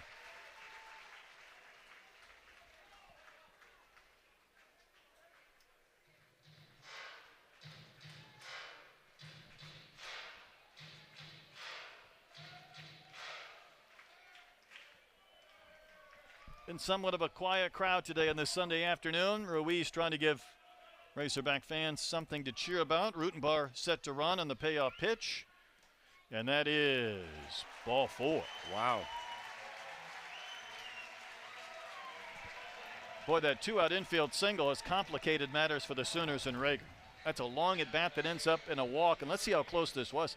Wow. That looks like strike 3 to me. I don't know how Ruiz takes that pitch, and you could tell Brock, the catcher, is thinking that was strike 3, and so did Cord Rager. He was about halfway to the plate going, are you kidding me? I mean, that's a fastball in the zone on a full count. Kozel popped up behind the plate to Brock, the catcher. We have a timer violation. We did. I think Rager's upset that he didn't get the sign or signal. Yeah, he enough. said, hey, let's get this sped up. That's his head coach, though, on the PitchCom device. So you hit the automatic ball for Kozel, then you miss again. All of a sudden, in a blink of an eye, it's 2-0. Yeah, that hurts. You got a veteran hitter up here that definitely has power to all fields.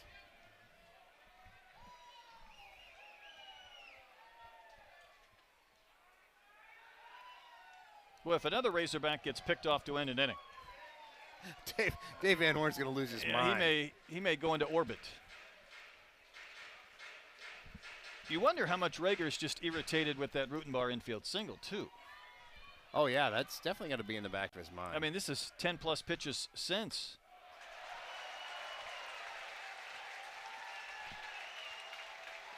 Not very often have we seen a Razorback get turned loose on 3-0 with the wind blowing out to right field. And I'd love to see Kozel be able to take a rip at this pitch, but I doubt it. As a pitcher's pitch on the outside corner. We're getting to the point where the Sooners have had to get some activity rolling in their bullpen.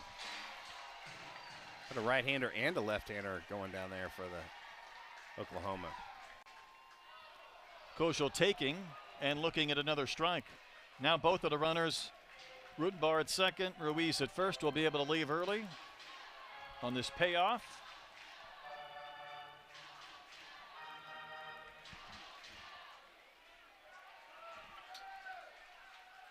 There they go. Here's the 3-2. Hit high in the air, right center field. Well struck, back to the wall. Goodbye. Camden Kozel with the 3-run homer. And the Razorbacks right back in this game. This inning could have been over a long time ago. The infield single, the walk on a really close pitch. And Kozel on a 3-2 offering hits his 16th home run. Boy, that was a fastball right down the middle, almost a little elevated.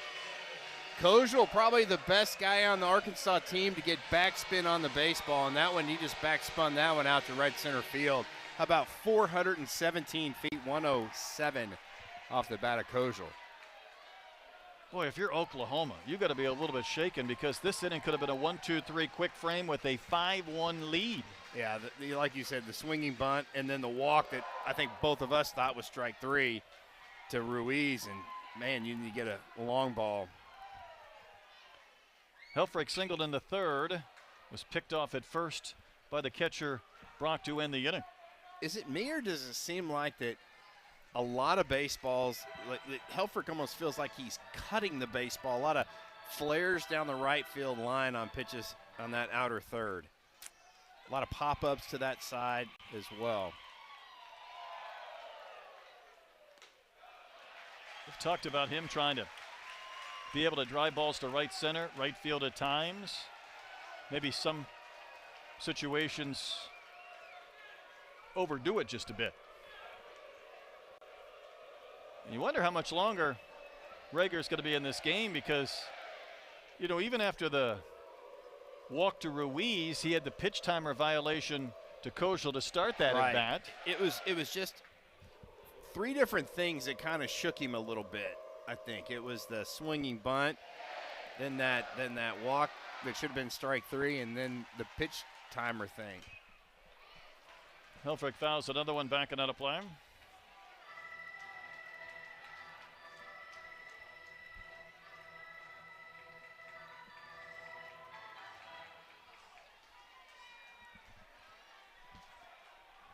Up to 89 pitches now for Rager.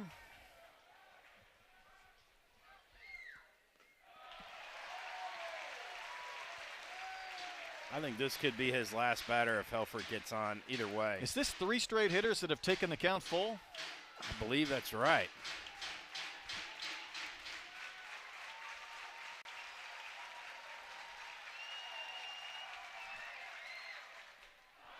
Helfrich will wave and miss. That's the K to end the inning. Koschel had one big swing to allow the Razorbacks to pull close. Again, after the swinging bunt by Rutenbar, the walk to Ruiz, Camden Koschel, a no-doubter out to right center field, and that is a big swing for Arkansas. They're just hanging around, Brett.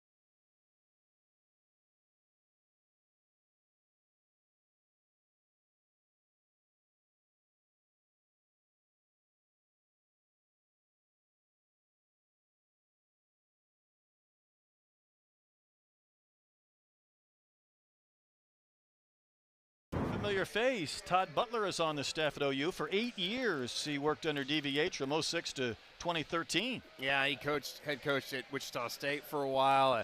Just a really great guy, and he's excited to contribute to this Sooner staff, and tremendous baseball knowledge by Todd Butler. Says what he's done coaching, gonna move back to Northwest Arkansas and live here. As the Sooners have seen their 5-1 lead down to 5-4, but that man's seen a lot of baseball, and what does Skip tell us? He knows all of DVH's secrets. Yeah, his wife Melissa is great, and a couple girls that are in Dallas. That makes it kind of nice where they have to travel to one city to see both kids. His daughter's raised here in town. But he brings that SEC recruiting experience to a team that's been in the league for a couple of years. Dossett in his second inning of relief misses high in the count 3-0. I mean, Troy, it is different from the Big 12 to the SEC. You could probably spend days talking about how it is and it isn't, and the caliber of players and the depth of the teams. And that is high ball 4, a walk to Willits, but you could see where Skip Johnson wants a guy like Butler to be on his staff. Yeah, I think so. And you know, when you've recruited at that level, you kind of know what you're looking for on those SEC type players, and that's going to do it. DVH is going to go with a left-hander right here. The base on balls when Arkansas kind of scratch back is not pleasing the head skipper for the Hogs. Arkansas has used 3 pitchers so far. It's about to be number 4. Tell you about the new left-hander with some Oklahoma ties when you come back.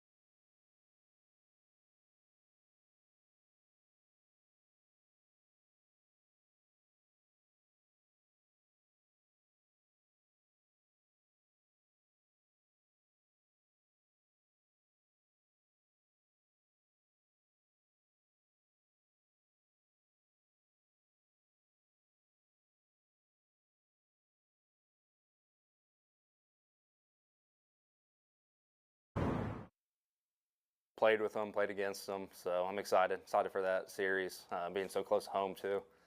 Their stadium's 10 minutes away from my house. Growing up, I would always go to their games, watch them, and my dad actually played there, so he played college at OU, so that'll be a fun series to play against them.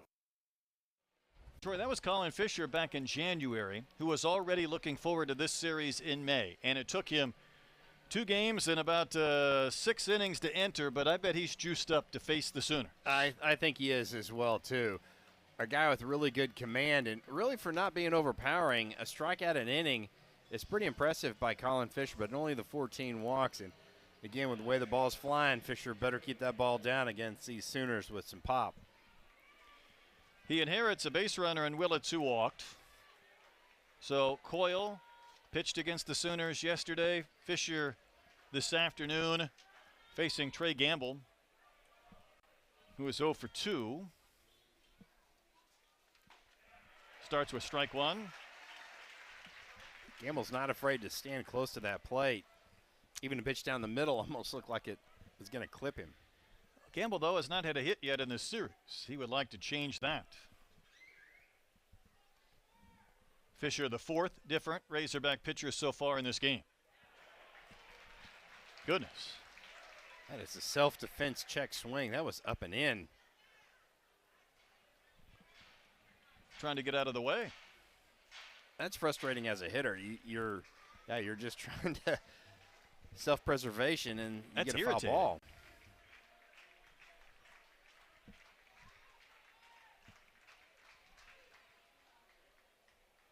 And Rutenbar, self-preservation mode as well over at first. A little unusual scoop by Rutenbar. Didn't turn that glove over. Kind of just trapped it.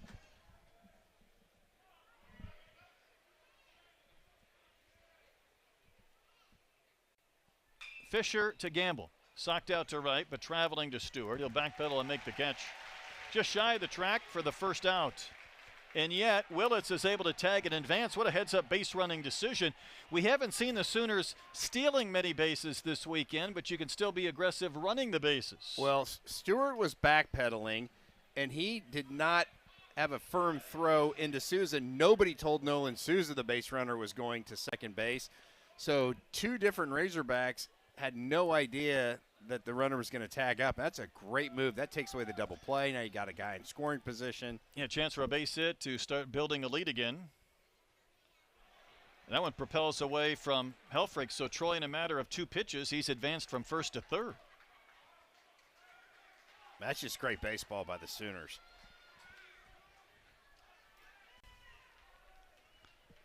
Now for a guy, and Colin Fisher likes to keep that ball down in the zone, kind of makes you think twice. And Arkansas is going to bring the infield in right here in the 6th inning. Very interesting. Brock has 41 runs batted in. He's hit the ball in the air 2 times today. I'm sure he'd like to do that again, but Fisher snaps off a good one for a called strike. If you're Ryder Helfrich, you got to take a peek every time before you throw that ball back to the mound.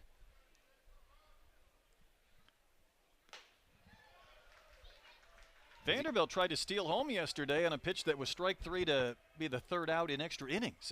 Wow. At Missouri? Yes. Post fog and mist. Another one hit in the other right field. Stewart is back. He is at the fence waiting for this one to come down, but it's up off DVH's office. Brendan Brock, his 10th home run of the year. That ball just kept drifting and ended up being a 2-run Sooner bomb. Off the bat, you just didn't know if it was going to carry out, and it was way out. I'm with you. Upper deck. It went 375 feet, but Troy, off the bat, I thought it had a chance, and then all of a sudden it's rattling around in the top level. Well, the wind was really starting to whip out there to right field. That's a pitch that Colin Fisher's normally down around the knees, and that was about belt high. And no doubter out to right field. Huge home run for the Sooners. Wasn't it ever? And Harris, who struck out twice, coming off his 2-homer game, bats with the bases empty against the lefty. Fisted out into right center field. Well, this ball dropped Souza chasing, but it does drop. Stewart fell down. Souza as well. New picks it up. That was in no man's land, and Harris gets the base hit, the bloop, to right center.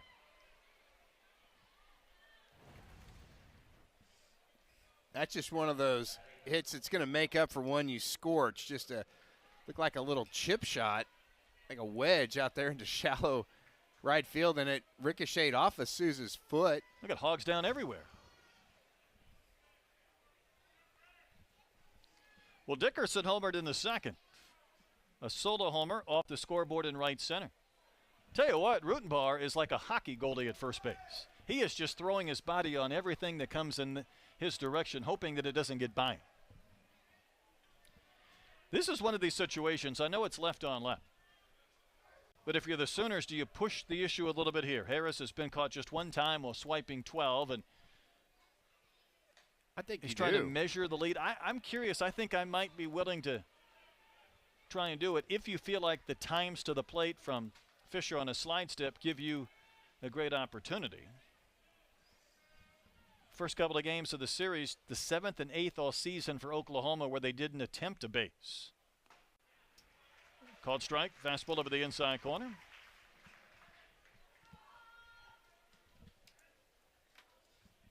I think at some point you just got to try to go on first movement with the speed of Harris. You got a freshman first baseman that's not his main position. Kojal way off the bag. He'll draw a throw, and Rutenbar tried to slap the tag down on that helmet. This is one of those situations that you really like a left-handed first baseman because the slap tag is so much quicker than a right-hander trying to kind of reach across their body.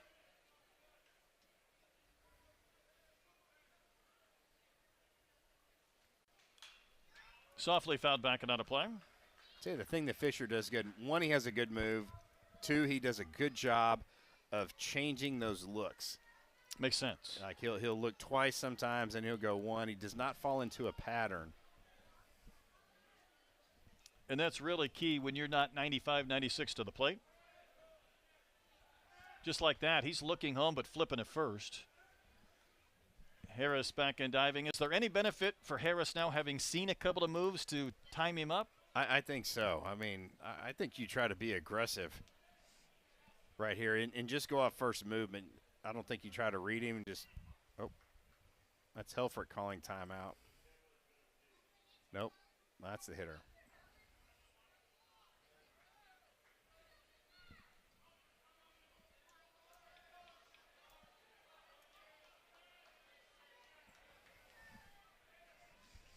Everybody back in and ready to go.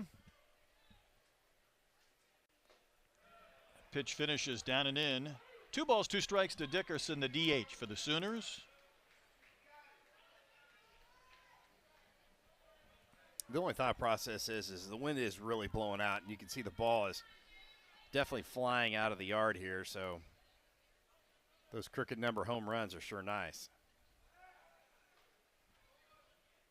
Yeah, Kojal's bomb was worth 3, and that's why it felt so impactful, turning a 5-1, fairly comfortable Sooners lead into a 5-4 contest. But Brendan Brock has answered with a 2-run homer this inning, and flag drifting out towards right field, so I don't think we're done. Now Harris will run, wave and a miss, sidearm flip down to second base, not in time, close. Harris gets the bag. Dickerson will K, and there's 2 outs.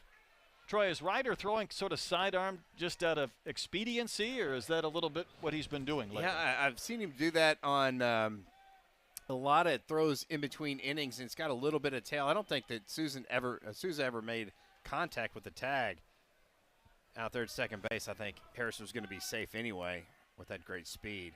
But, yeah, it is a little unusual because that ball kind of has a little bit of a tail on it as it gets out there to second base.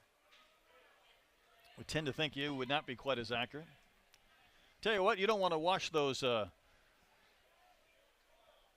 pink items with any of your whites, or it's not going to turn out well. You don't throw that chest protector in with that white uniform in the washing machine.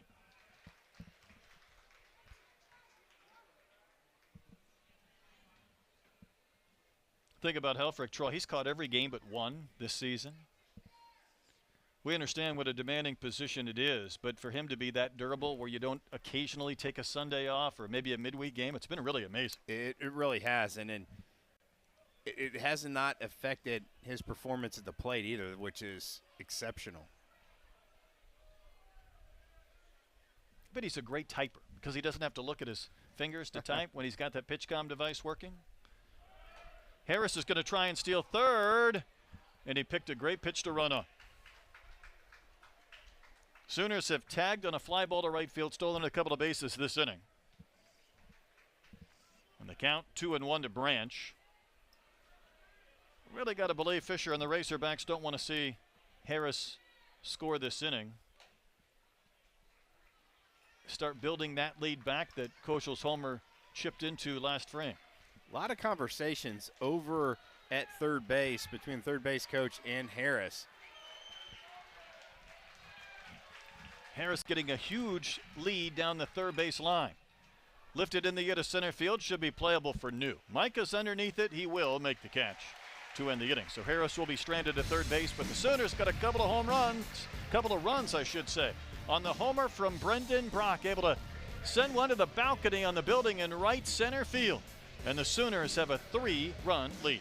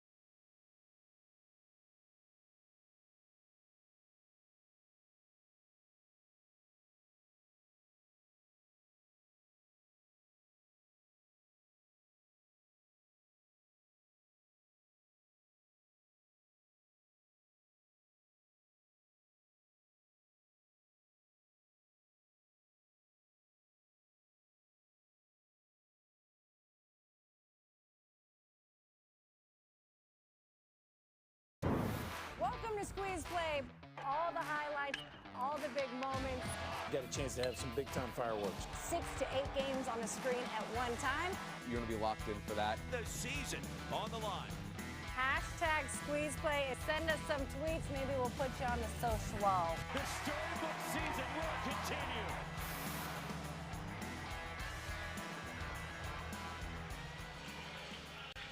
Squeeze Play will begin soon with Runes and Berkey. Only one of those hasn't muddied our booth here the last week. Meanwhile, Trent Collier on to pitch in the bottom of the 6th inning. Yeah, another power arm out of the Sooner bullpen. You see his numbers right there. Really impressive with the 26 Ks in the 20 and third innings, only 8 walks. He'll sit 92 to 95 with the fastball, the slider, and the changeup as well. Opponent's hitting 253 off the left-hander. Inherits a 3-run lead as he pitches in the bottom of the 6th inning to Eloy, Souza, and New. Trujillo bounced to short when his dad was up in the booth with us back in the 4th inning. Singled in his first at bat.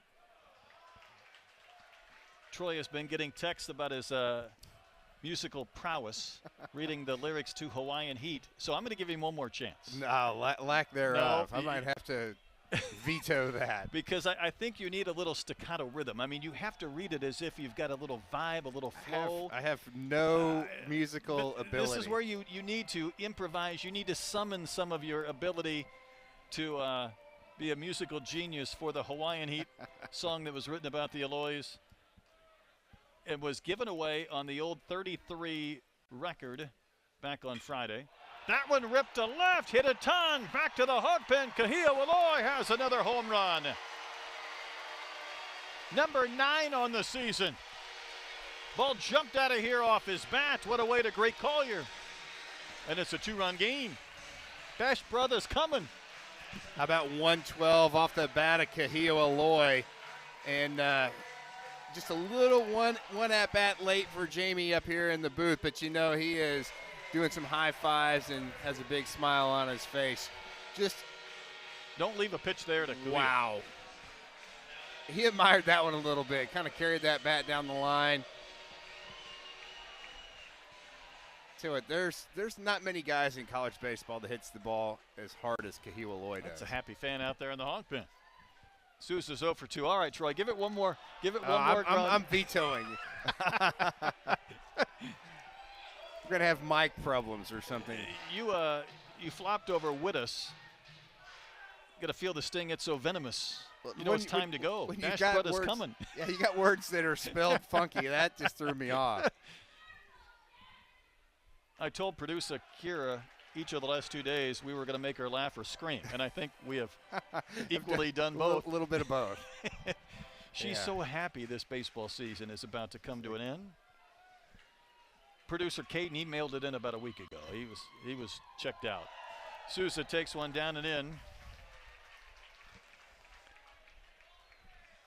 The question is for the Razorbacks, though, between last weekend, this weekend, it'll move forward to Kentucky is whether they can play themselves into a hosting possibility. It looked like they were in a bad spot going into the bottom of the 5th inning, down 5-1. Then it became 5-4, 7-4, now 7-5. I wonder if Oklahoma's having some flashbacks to their game last Sunday in the 5th inning when they were hosting the Gators. And that is ball 4. So not what Collier wanted to do. The homer to Aloy and then the single or the walk to Sousa to put him on, and Mike Anu and Zach Stewart will have a chance to try and continue to do a little more damage. That did not take long for Skip Johnson. He was already motioned to the bullpen, and we're going to see another arm for the Sooners. Sooners beginning that barrage to the bullpen. 7-5, Oklahoma leading bottom of the 6th.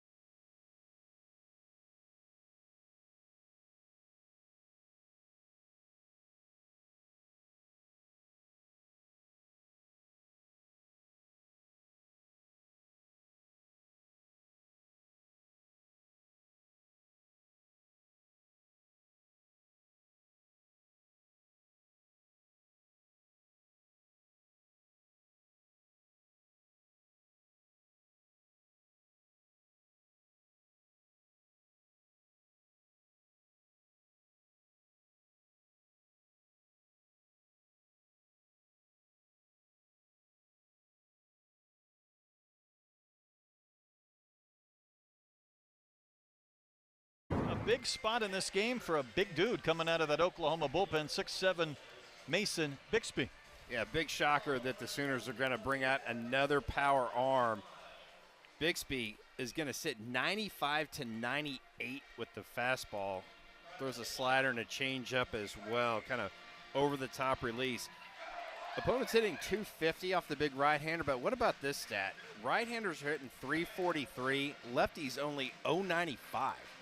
That is pretty crazy, and 70% of his outs are fly ball outs, and that's not a good equation the way the ball's flying out of Baum-Walker this weekend. TCU transfer, Lady Bird Johnson High School in San Antonio.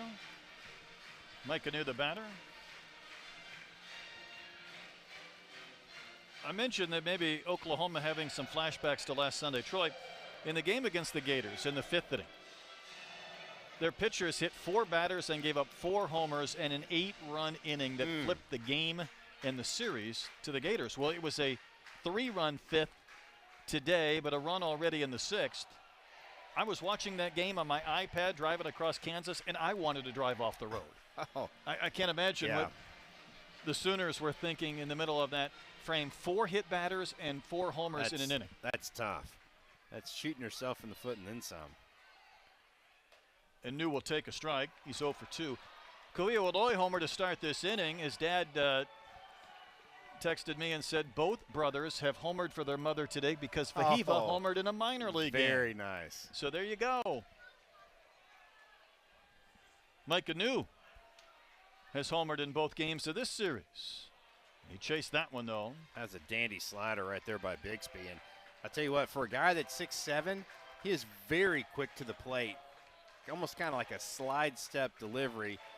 First of all, Arkansas is down 2 runs, so Sousa's not really going to be thinking about stealing a base, but with that quick delivery. That's really quick. What a pick by Brock. Wow. Tell you what, if you're talking to those Arkansas base runners at first, you wondering about the moves of these Sooners pitchers. That's Hudson Polk, the first base coach, who played for both Oklahoma and Arkansas. That's right. He's invested in this series. Sooners looking for an out. Don't get one, and the count has gone full. It seems like the best pitch that Bixby's had so far that New really hasn't been able to figure out is that slider down and away. So if you're Mike Anu, you've got to see that pitch up in the zone. Almost expect that pitch, don't you? I would think so. Oh, goodness. That was a cross-up for sure. It's a wonder that didn't hit Jeff Wright between the eyes. I was thinking the exact same thing. That is Brock thinking that's going to be a cutter slider. Isn't that the whole point of the PitchCom device? I would think so. He goes, "Can you hear?" He's not. He said he can't hear. Well, that might explain it. The whole point of that PitchCom is that you don't get crossed up on the signals.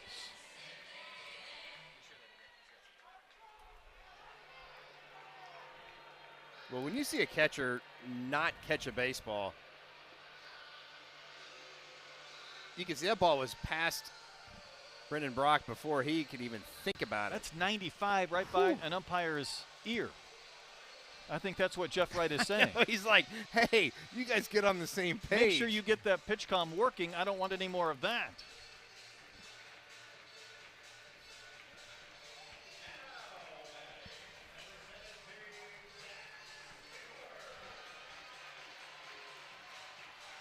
Still no outs in this inning after the home run and a pair of walks. And it felt like that Mason Bixby kind of had Mike Anu right where he wanted him. And then it turned. Well, Collier wasn't very effective, and he did not last long. I'm beginning to think Bixby might be in a similar spot. I didn't even get the words out of my mouth, Roy. I tell you what, you don't have to think very long and hard. When Skip Johnson comes out, he takes about 1 step, and then he motions to the bullpen.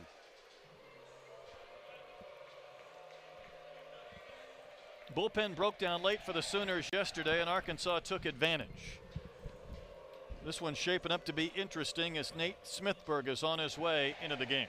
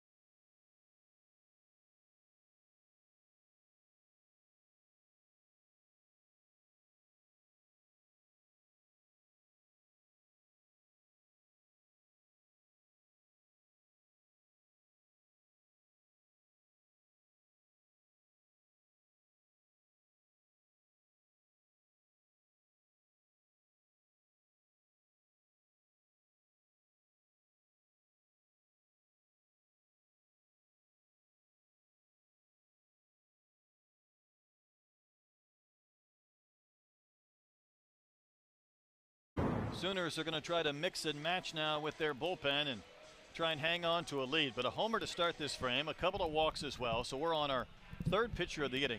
It's Nate Smithburg, who pitched yesterday. Now he faced one batter and struck him out. That batter was Zach Stewart, who is the batter he is going to face now with a couple of runners on base. Yeah, that release point, you really don't see many left-hand side armors. And Zach Stewart, I tell you what, when you have to face a side armor, you have to kind of think, hit that ball the other way. Troy, in this scenario, you've never heard me say this. Ever. Would you be content just to poke it down and put it down? Only because this left on left may not benefit you numerically? I mean, watch Stewart hit one off the scoreboard. We'll see. He saw 3 pitches and K'd from Smithburg yesterday. That's part of my thinking and equation. Comebacker that's deadened. It's going to be bobbled. And Stewart's out at first. 2 different Sooners had a chance at it. And Troy, if Smithburg gets it cleanly, that's going to be a double play. But then they were almost fortunate to get Zach Stewart at first. Yeah, off the bat, I think that's going to be a base hit. Smithburg misses at the bobble by the second baseman Branch, and that's a heads-up play by Branch to kind of stick with it and not panic too much. But it resulted in the same like thing. A bunt. You're right. Because both runners move up. First baseman LaChance is going to creep in on the grass, and Smithburg is going to stay in to face the right-handed pitcher or hitter in Pompey with Rutenbar, the lefty, on deck. And this is a scenario where Pompey represents the go-ahead run. I don't think necessarily are you thinking about working around him, but you want to make sure he does not hit a hitter's pitch with a lefty on deck. And that's 2 in a row that have not been close. Well, here's another crazy stat. Smithburg, right-handers are only hitting 250 off of him. Lefties 385. But also 75% of his outs are fly ball outs, which is really interesting.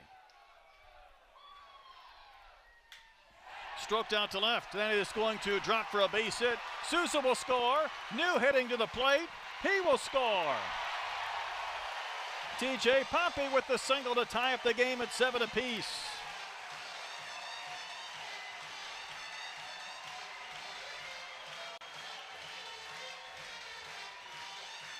Well, Brett, both those runs right there were walks. That's a great swing by TJ Pompey and a huge read by Micah New right there. He was moving right there. Pretty strong throw from Gamble out there, but just too much speed by Micah New. Troy, I've talked about this over and over. Sometimes in that situation, you saw LaChance playing in. You toy with the idea of playing your infielders halfway or in. But when you continue to play your outfielders back near the warning track, anything is going to score a couple of runs. Yeah, if you're thinking about cutting down a runner, you have to change your alignment. At some point, I would rather take a chance on maybe stealing a line drive or coming in to be able to catch a line drive. If somebody smokes one and hits one over my head, so be it. They've earned it. But I want to try to take away some of those line drives and or maybe force that runner to make a decision on scoring or holding a third. That's right.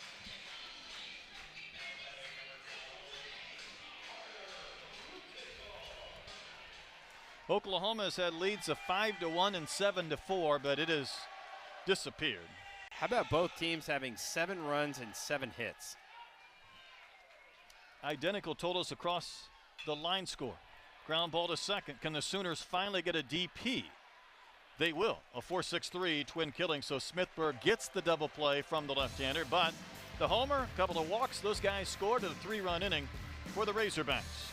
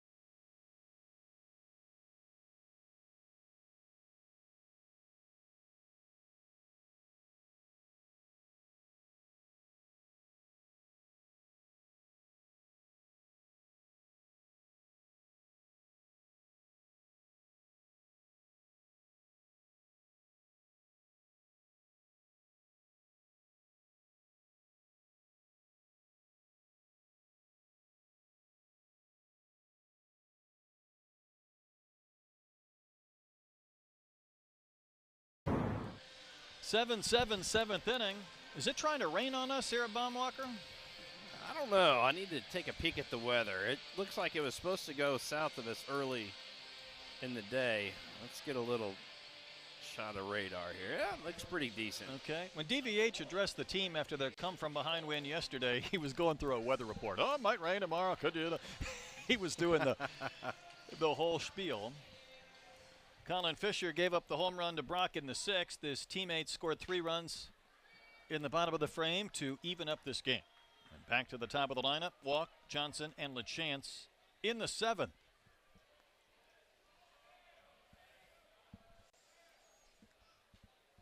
Oklahoma's had leads of 5-1 and 7-4 today. Well, according to radar, it does look like it could pop up within the next hour. I don't think it's anything hard.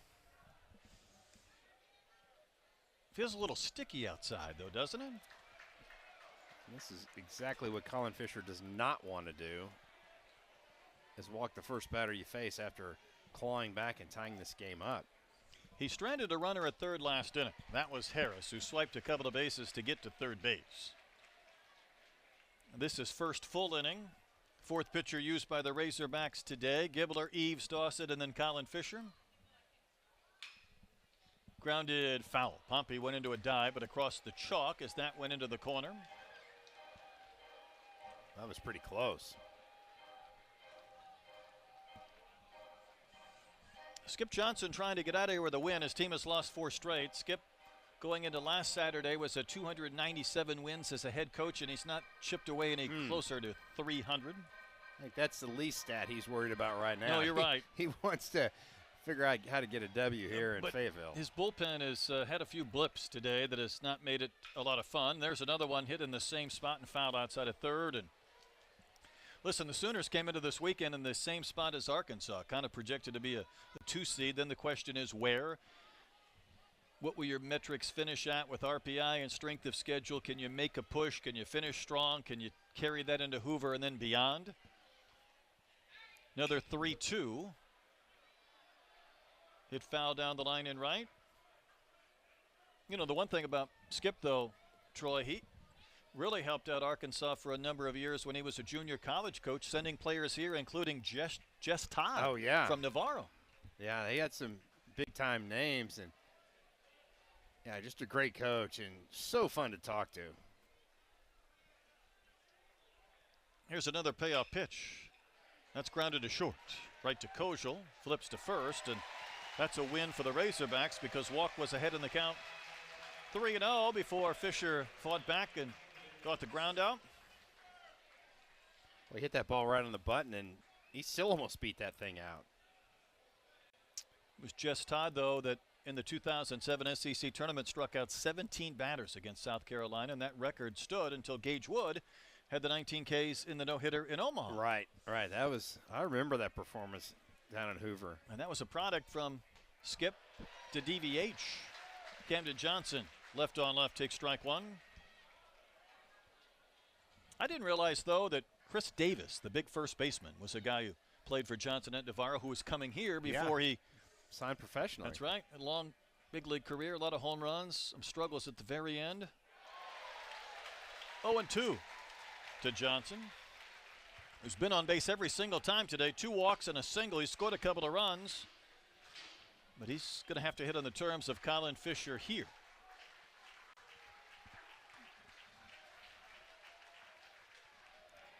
Not close. I think that's one of those 0-2 pitches that Fisher's going, you're not going to hit this one. It's going to be 3 feet outside. I think he might have sent Bubba into a tailspin had he given up an 0-2 hit. Fisher winds and delivers, not close again. 2 balls, 2 strikes. About 17 inches of horizontal break. Most of it from the outside corner to the right-handed batter's box.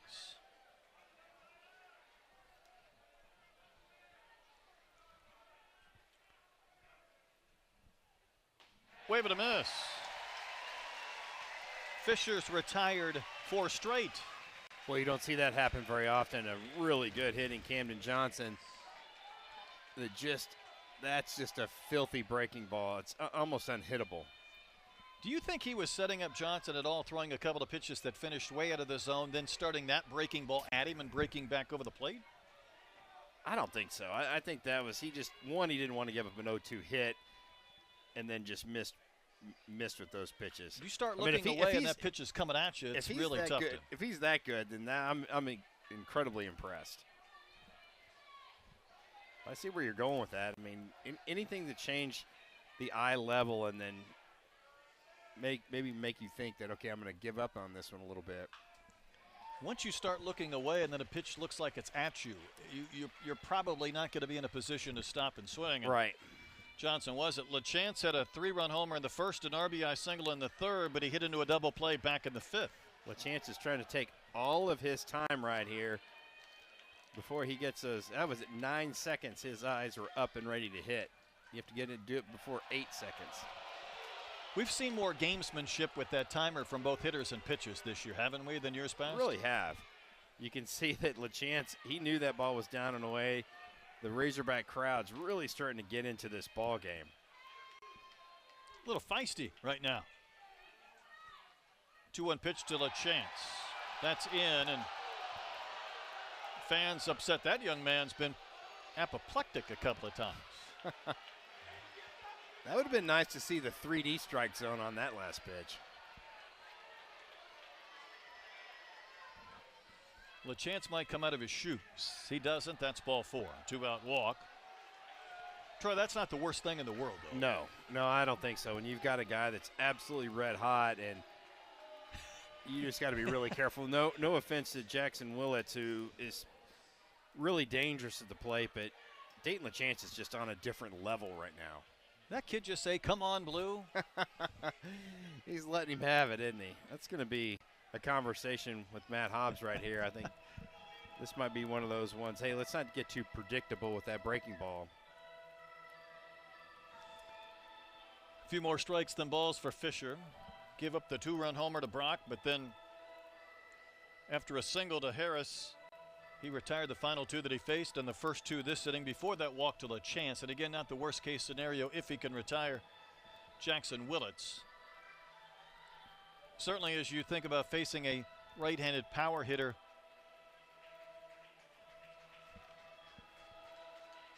with the conditions today, a walk might not be the worst thing. Willits is a good hitter, but he has only the 4 home runs. Yesterday, the Sooners tied a season high with 4 long balls. Ethan McIlvain, Arkansas's closer, is starting to warm up in the bullpen. Sooners started this game today 14th in the league in the long ball category. And that was after the 4 yesterday and 3 more this afternoon. Looked to be a little bit out, but called a strike. That's a big pitch right there. That could be 2 balls, no strikes. Now it's 1-1 on a borderline pitch. Again, I think that was another one stolen by Ryder Helfrich. I'd like to know the number of pitches it feels like he has framed up and maybe stolen just this weekend alone. That's in. A lot more fastball heavy by Colin Fisher. I think all 3 pitches have been fastballs. He is in a lather over there, isn't he? He's letting Jeff Wright hear it. On the corner, called strike. Jackson Willits saying, I don't know if I've seen a strike in 4 pitches. I tend to agree. How do you come back with that cutter down and in? Got a piece to foul it back, stay alive. I almost think that's a gift for Arkansas, because if he doesn't make contact, he's standing at first base, but maybe that foul tip kept Ryder Helfrich from catching that baseball. Sometimes these Sunday games can get a little bit ugly. That wasn't the case last week, but it feels like this game has gotten into that spot where every pitcher and batter knows that every pitch might be the one that decides this game. I think so. The 2-2. Fouled back will do it again, and sometimes, Troy, that means taking a little bit longer to make that pitch, or just the hitter going for a bit of a stroll around the batter's box before he settles back in. I think everybody's trying to slow their heart rate down right here. Probably the best fastball Colin Fisher's thrown right there at 93. Some giddy up. Yeah, good job by Willits to foul that one off. Can Willits deliver? Well, he strokes one out to left. Hit well. Ruiz is at the fence, ready to leap high, but it is going to disappear. Jackson Willits just clears the yellow line with a 2-run homer. And the Sooners are back in front. It's a 9-7 game. It was Willits who made the error yesterday that led to a big inning and a Arkansas comeback. That one felt good for the Sooner shortstop. Well, off the bat, that was just a great swing. He went down and got that baseball. Not a bad breaking ball. Watch where he hits this pitch. That is down in the zone, and he didn't even really follow through with this swing. Watch him really cut that swing off right there. Got just enough, 379 and a half feet. It feels like Ruiz has been so close to robbing home runs this year, Troy. He needed maybe one more stride or step just to give him a chance. He might have made an effort at that one. Yeah, I think so. It got out pretty quickly. This is an offensive timeout right here, really trying to slow Colin Fisher down. Huge swing for the Sooners, and you just feel like that the drama is not done in Fayetteville. Entering the game yesterday, the Sooners had 48 home runs. They've hit 8 in the last 2. And Troy, just going back to what I mentioned, when it feels like every pitch could decide a game, and had we gone back and seen where that pitch was delivered by Fisher and kind of that cutoff swing from Willits, I would not have thought in any other day that would have been a home run.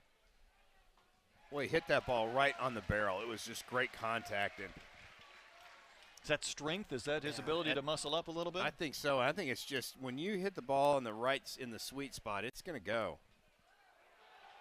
That's a base runner. Gamble, who had been 0 for 3. Boy, if you think back, this inning started with a ground ball to short, a strikeout, and the Arkansas crowd was really getting fired up. Fisher was really, careful pitching to Dayton LaChance, and then Jackson Willits comes in and has the big swing. He's got that man talking to himself.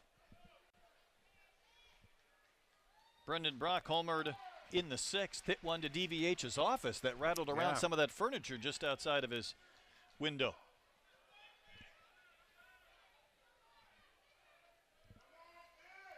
(9-7) Oklahoma, and there's a lot of baseball left. We started an hour earlier today than yesterday, but it feels like it's late afternoon with the overcast skies and some crooked numbers over the course of this game. See, Brock's home run pushed him to double figures. Helfrich sets the target.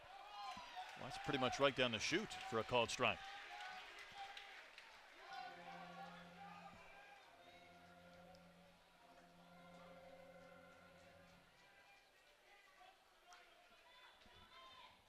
Colin Fisher trying to end this inning.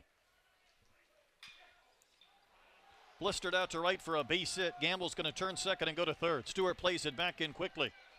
Gamble will hold at third base. Brock with another base hit. That is 4 straight, Troy, that have reached with 2 outs. I wouldn't be surprised if DVH doesn't make a pitching change right here.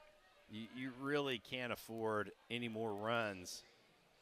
I think they're going to stick with Fisher, but that was a great swing by Brendan Brock. He's just found that opposite field power. It was a rocket at 106. Harris singled against Fisher an inning ago. Couple of strikeouts earlier in this game. Off and rolling is Brock. How about that move? Looks like we're back to travel baseball. Little league move right there. Couple of times yesterday, felt like LaChance was about to take out his own pitcher with throws down to second base. That was back to the mound and caught by Fisher, but there's a couple of Sooners in scoring position. Hit from Harris would be huge for OU. Fisher knows that, and he delivers a strike. Remember, yesterday Harris had a pair of home runs.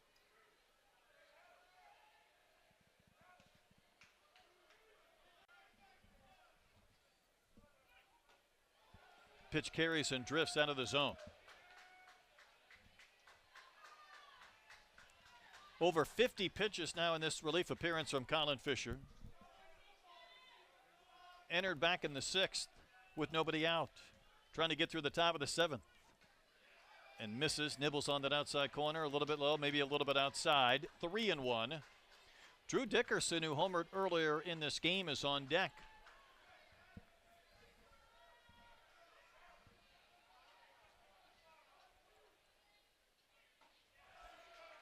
And that is strike 2. Harris had tossed his bat aside.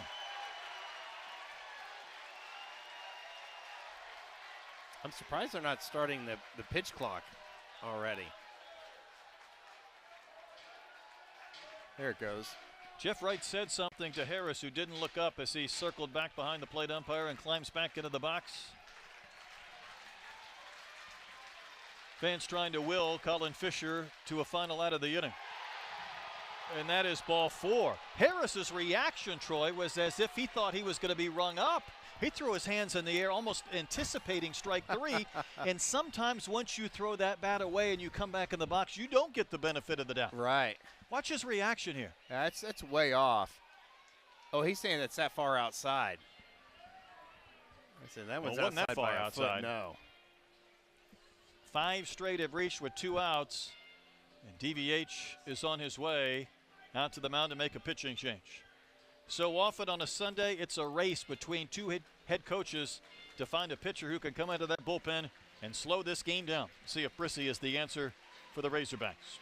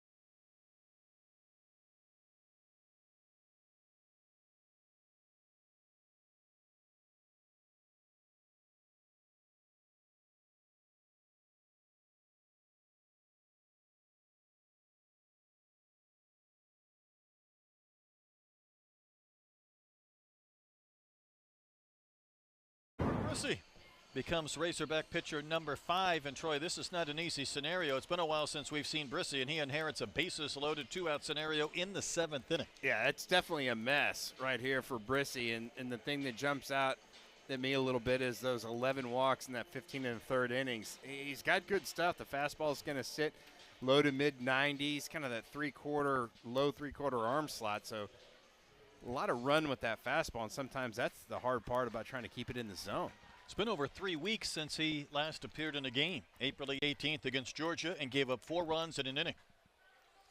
This is Dickerson, who homered back in the 2nd. Bases full of Sooners. Oklahoma back up by 2. Wave and a miss at 96 mph. I like the aggressiveness of Dickerson right there. You come in there and you get something you want to hit, take a rip. That's 97 on the TrackMan.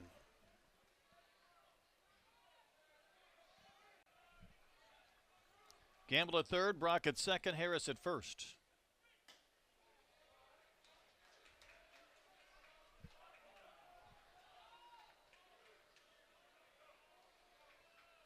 Again, Brett, sometimes you see those three-quarter arm slot guys, just the release point and the consistency sometimes isn't there, and you might have those guys yank one to the backstop. I think you're onto something. But he's ahead in the count 1-2 as Brissy in front of Drew Dickerson.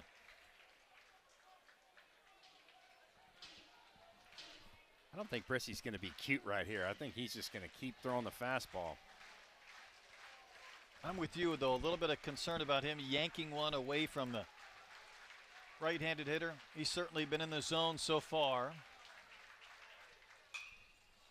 Poked out to right. This ball starts to carry. Stewart racing back, looking up, and it's going to clear the yellow line.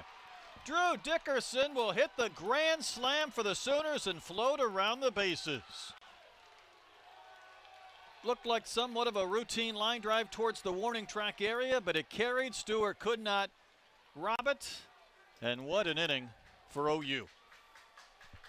Wow, just an absolutely huge swing off the bat. You're right. It looked like just a line drive out to right field. The wind's blowing that way and just kind of cut it. Did Drew Dickerson, but you can see that one just snuck out over the fence there. I think if Stewart has a chance to get there, he might have a shot at catching that baseball. I would agree. He had too long of a run. Troy, this inning started with the bases empty and 2 outs, and the Sooners have scored 6 runs. That is a rally to say the least.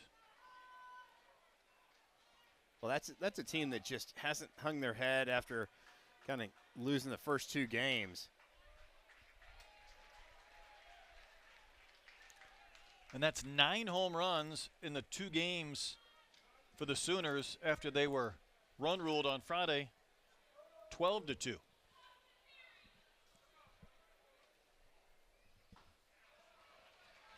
Strike to Branch, 1 ball, 2 strikes. Branch is the only Oklahoma Sooner who has not scored a run today. Oh, wow. And he's 0 for 3.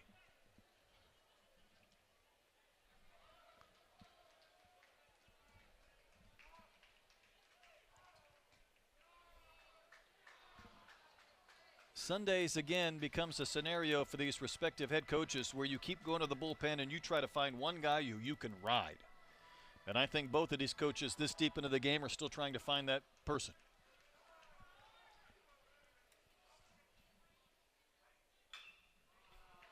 Well, you think back about how come Brissy didn't throw a breaking ball with 2 strikes to Drew Dickerson. Well, the bases loaded really kind of was a factor in that situation. You've got a freshman that's walked 11 and 15 and a third innings. And if you're Ryder Helfrich, you're like, okay, I don't want to put extra pressure on him to try to throw a breaking ball out of the zone. Now he might miss with a couple fastballs and walk in a run. The fastball is up to 97. You just kind of challenge the hitter, and he had a better swing than the pitch. Well said. That's way in.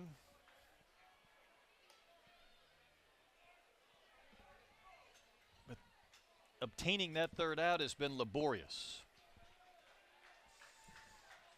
Branch, the 9th Sooner to bat this inning. Can Brissy end it? Poked it to right for a base hit, so Branch the last Sooner to reach today, and he'll turn this lineup over and bring Walk back to the plate, who grounded out to short way back when to begin this inning. And wasn't Walk ahead in the count 3-0 before Fisher battled back and got him to bounce out? Yeah, I think so. Arkansas has Tate McGuire warming up down in the bullpen. We saw McGuire for an inning yesterday.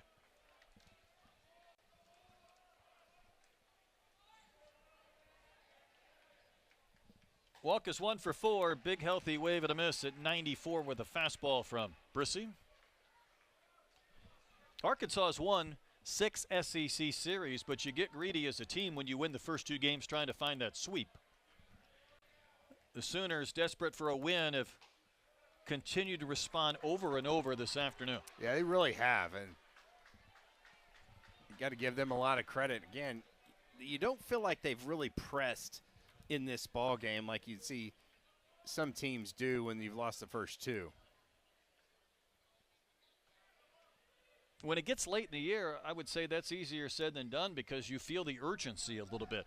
I think so, and then you kind of follow the head coach with that demeanor and the calmness. Good point. A delayed steal attempt from Branch, and that throw nearly ends up in center. Well, nobody was even covering, and nobody even helped Ryder Helfrich. There was not – that's Carter Rutenbar's job over there at first base. He has got to shout out runner. Watch how delayed this throw is by Helfrich. He tries to frame that pitch. He goes, I'm throwing it anyway. Somebody better get there. It's a great play by Kojal.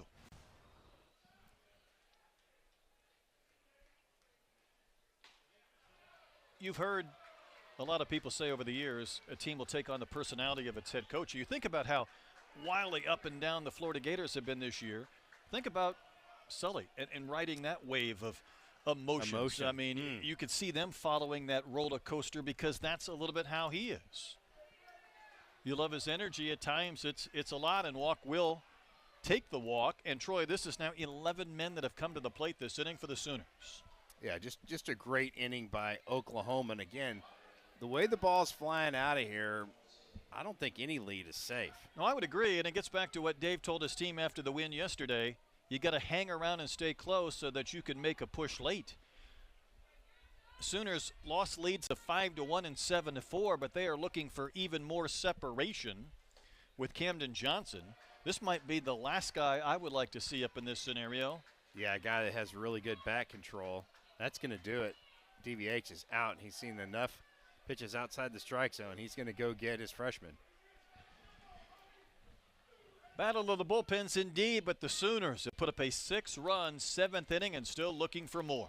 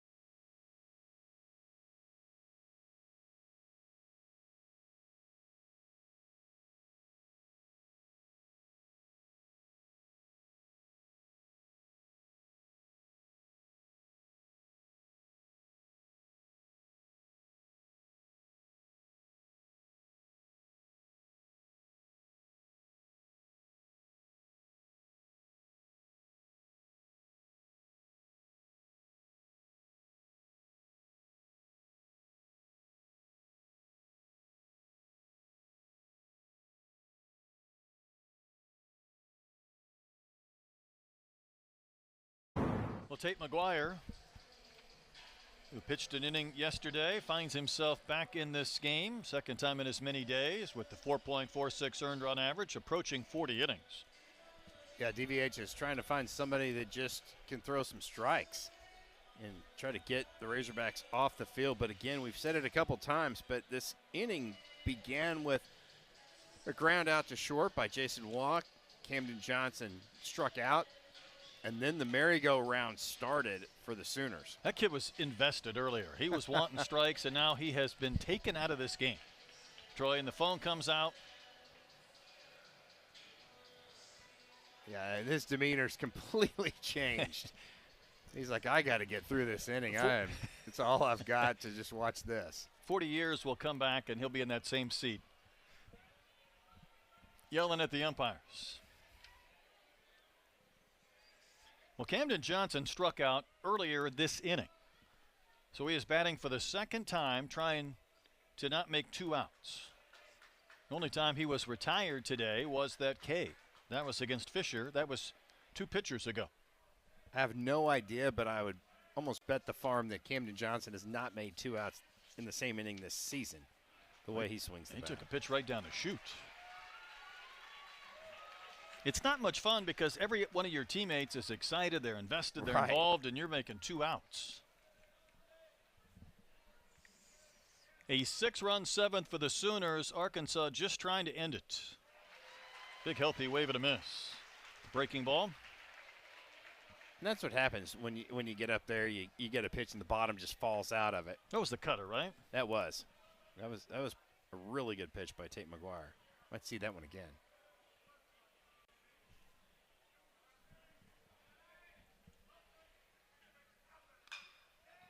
Lifted out to shallow center. New's going to have to race to come in and get this baseball, and it will drop Another run will score. The throw to third, close and out. Walk is erased. The Sooners want a review. Walk was almost in a sprinter's stance, taking a huge lead at first, and with 2 outs, Troy, I was surprised that was close. Yeah, and then the home plate umpire, Jeff Wright, said no matter what happens, the run scored. You saw Micah New Walk's just not running. He thinks that's going to be a catch, Troy. Yeah, I think that's so. That's why he wasn't going hard. Heads up by Micah New. This is a bang play. I almost think he's safe, but boy. Troy, that can't happen with 2 outs, the ball in the air. You can't assume that it's going to be caught and jog to second base. You've got to be busting it. That's not knowing the outs. That's a great pick by TJ Pompey to scoop it and make the tag at the same time.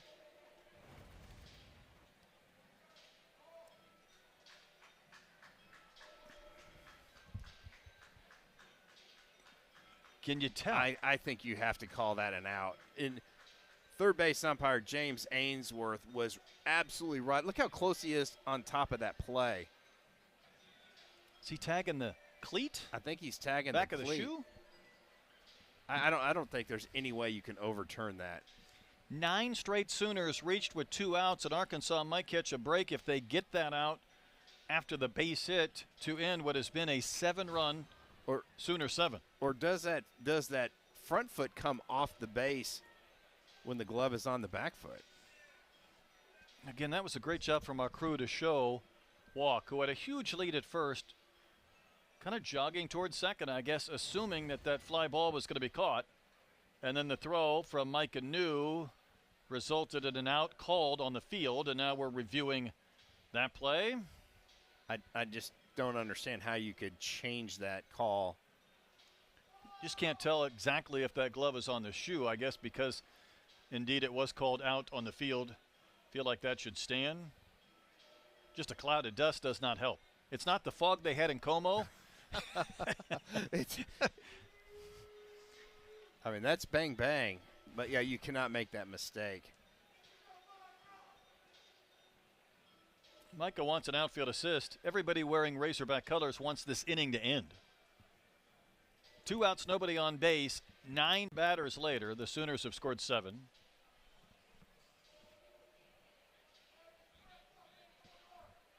I'm not a lip reader, but let's see what happens. Kevin Sweeney looking cool, ready to give us an explanation. The call on the field is safe. Runners at second and third. Oklahoma still has 2 challenges. Troy, help me out. We thought that was going to be hard to overturn. I guess the front foot stayed on the base while the back foot made contact.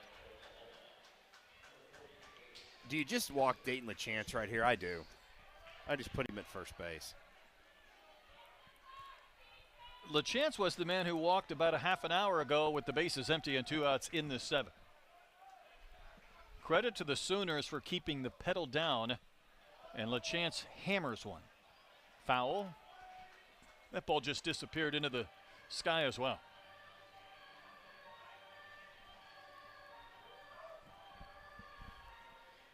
His home run in the first inning is 8th in the last 16 games, so all 8 of his homers on the season have come as of late. Hard hit, but to short. Kojal's throw mercifully ends this 7th inning. Arkansas has some work to do. Football score. Sooners over the Razorbacks 14-7.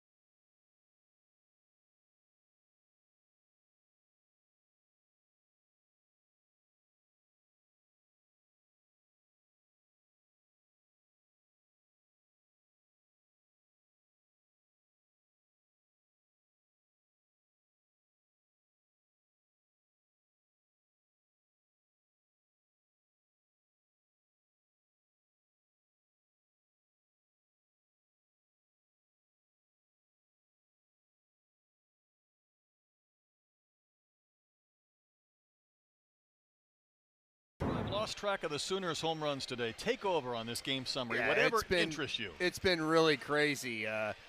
Dickerson with the big grand slam, and it was a ball off the bat that you really didn't think it was going to get out. But 5 bombs by the Sooners today has just made that separation happen. It's going to be a huge uphill battle for Arkansas, and they're going to have to be pretty patient at the plate and find a way to get some base runners. Skip still looking at that chart, seeing what he's got left from a pitching standpoint. Certainly, I think that inning gave him a little bit of cushion, so to speak. Well, there's an army of bodies down in the Sooner bullpen. I'm not sure who can really throw. We've got one right-hander tossing a little bit. Tossing a football. Damian Ruiz been on base a couple of times, a walk and an HBP. Sooners got a new pitcher as well. They're just running him in there. This is Jason Bowden. Everyday Jason Bowden, who also pitched yesterday, 2/3 of an inning. Faced Ruiz, and Damian got an RBI single against him.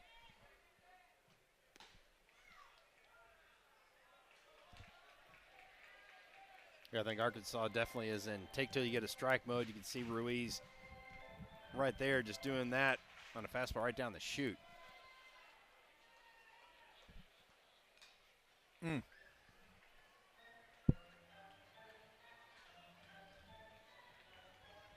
Got a fastball with a little bit of run on that one. Got right up under his hands.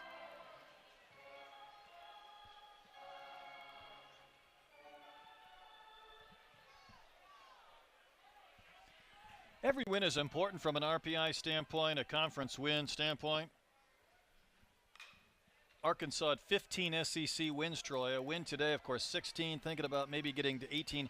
18 wins with a win today and 2 at Kentucky, or a loss today and 3 at Kentucky. Almost seems to be in that territory where it's hard to ignore their possibility to be a hosting site. Yeah, I agree with that wholeheartedly. 18 is kind of the magical number that you're pretty much a shoe-in to host. Second time today that Ruiz has been hit by a pitch. If you're going to get hit off the guard right there. Arkansas came in at 15 and 11, a tie for 5th place in the conference. Auburn at 16 and 11. Texas was 15 and 10, but we know that the top 4 teams receive a double bye. The top 8 teams receive a double bye in Hoover, which is a single elimination tournament. And for the first time in a while, maybe Arkansas might need Hoover to kind of expand its case if they lose today and don't, say, sweep at Kentucky, and that will not be easy. Just winning series on the road at all is right. tough. As Koshel, who hit a 3-run homer his last at bat, steps in again. If you're trying to look for a positive note, Arkansas scored 3 in the 5th and 3 in the 6th.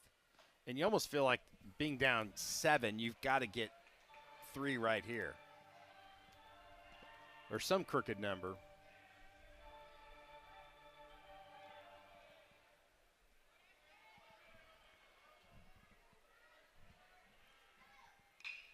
Ground ball, served into right for a base hit.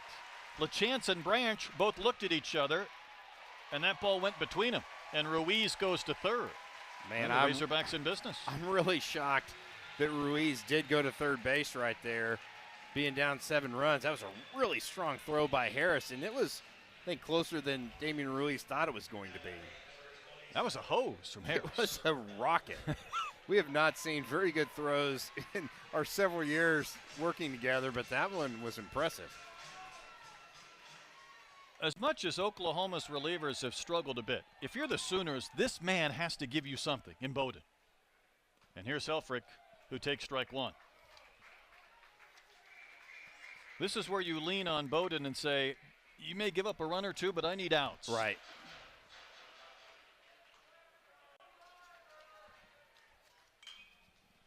Helfrich's going to pop one up, back it out of play. Aloya's waiting on deck, and don't go anywhere. I got a note that you don't want to miss. So don't run to the refrigerator. Okay. Wait until Cahillo bats, because I've got a follow-up note for you today. Got a little nugget. I have got a great nugget. Off the end of the bat from Helfrich. But you're right, Arkansas did put up 3 in the 5th, 3 in the 6th. Can things travel in threes, 3 straight innings? You feel like that they need something right here.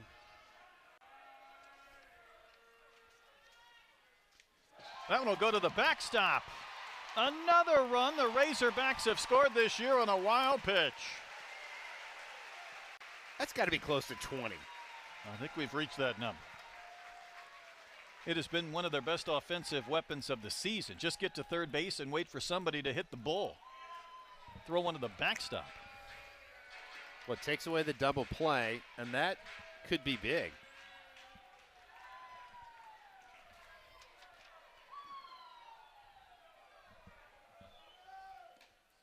And Bowden paints strike 3 to Helfrich.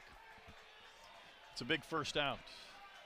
I don't think Helfrich thought he was going to see a fastball in that situation, but you're right. Perfect location by Jason Bowden. 18 runs off wild pitches or pass balls. I feel like we've missed a few in our stat system because it feels like about 40. All right, here comes Kuhio Aloy, who homered in the 6th inning, Troy. Homered for his mom on Mother's Day, his 9th of the season. His dad joined us in the booth. Vahiva today is 3 for 3, 3 home runs. Wow. The Aloy brothers have hit 4 homers for mom today. That's crazy. And they're not done.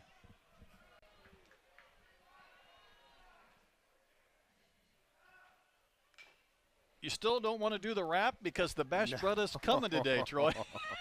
They are swinging the bat and swinging it well. I don't think you have to worry if Kuhio is going to put in a home run swing. It's just what's that result going to develop into. Goodness. Brock can't find the baseball and it dribbles to the backstop.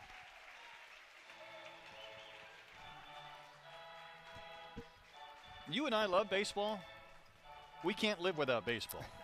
But the beauty of some of these Sunday games starts to dissipate. It does. It makes you kind of scratch your head and said, how can that happen? How does that happen?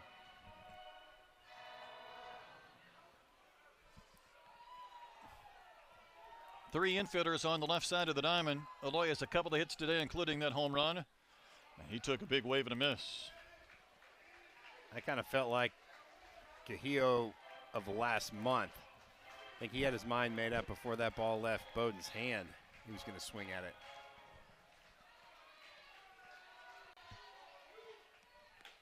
Wave and a miss. So Bowden, to his credit, got the K to Helfrich looking, the strikeout to Aloy swinging, and there's 2 gone. And that's where you lean on this veteran to get you some outs. Yeah, a couple great pitches right there, some sweeping breaking balls, and it all sets up with a good fastball that you can't ignore that fastball, so you have to sit on it, and then when you get that big sweeper, it's tough to lay off. Here's Souza. Yeah, he almost yanked another one right there. He did.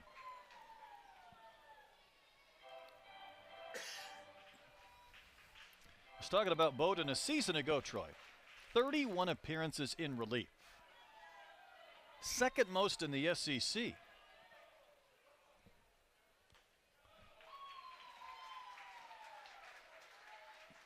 If you're Cannon Kojo, you better be on your toes over there. Yeah, we might add to that total again soon to see another runner trot home from third on a wild pitch, because about every third pitch from Bowden has been a little bit erratic.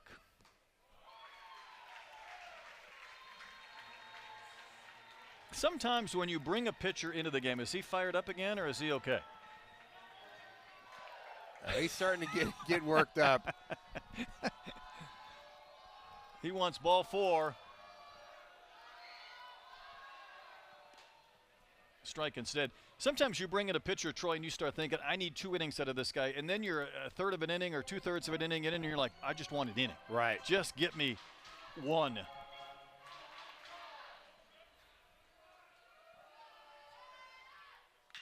Hard hit, but foul.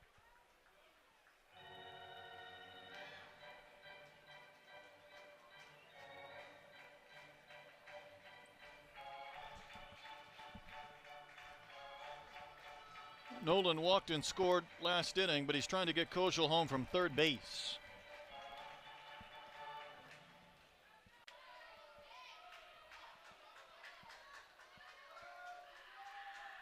Payoff pitch. Poked out to center for a base hit. Kozel home to score. It's a 14-9 game.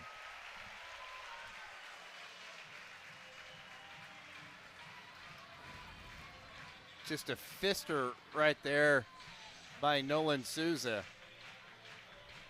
Again, you just felt like Arkansas, if they even have any kind of a chance in this ball game, had to put up at least a couple runs in this 7th inning.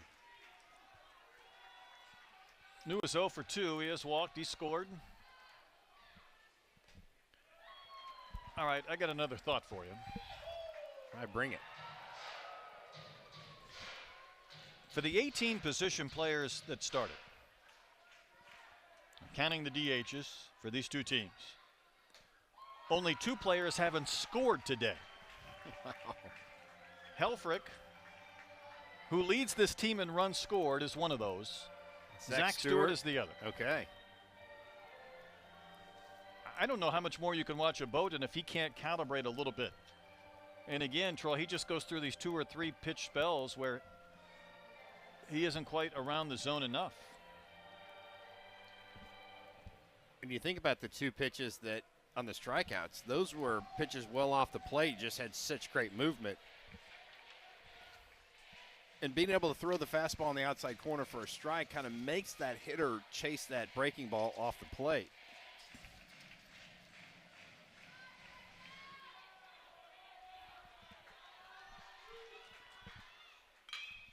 Hard hit to third, but it kicks off the glove of Johnson. Well, the Sooners yesterday could not get the third out, misplaying some ground balls. TrackMan didn't show the exit velocity of that one. Certainly wasn't easy, but when your pitcher's struggling to get a third out, you get a ground ball, you want to make a play. Waiting to see if they're going to officially score that as a single or an error. You'd almost have to think it was an error. Probably agree. Regardless, here's Stewart. So after Aloy struck out for the second out of the inning, Souza single, New reached. Stewart socks one to right field. Harris coming in with the jump catch. That was some flair. That was fun. Hogs get a couple of runs, but they also strand a pair of base runners.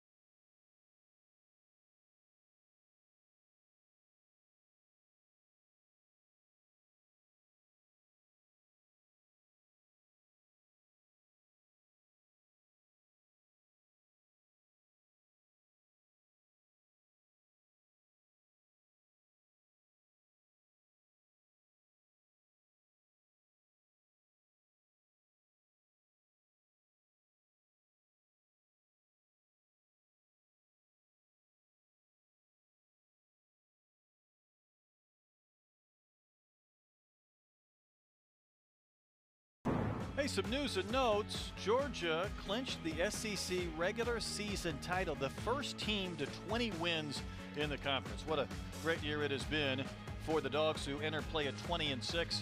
Oregon defeated #1 UCLA The Bruins had won 27 consecutive conference games before that loss. That's crazy. And Troy, Oklahoma State has taken the first two against Arizona State, and they were right in that same vicinity rankings-wise with the Razorbacks. Yeah, I think so, and that's where Arkansas you'd really like to keep that pressure on to be in the discussion of hosting. Oh, it's fun this time of the year to kind of check the results around the country. Here's a man that hasn't seen action since April the 2nd in James DeCramer. Yeah, it's been a while, and again, in the fall and early spring, you felt like he was going to get called upon quite often.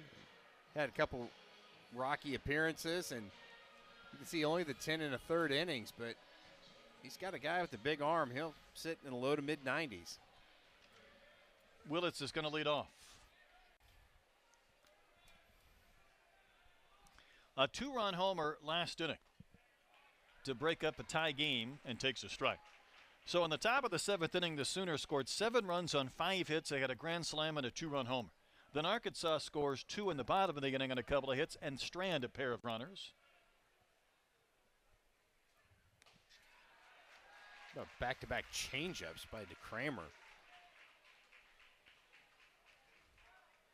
There were a couple of projections maybe a week or two ago that had Arkansas potentially going to a regional in Corvallis, which would be interesting for DeCramer, who transferred from Oregon State.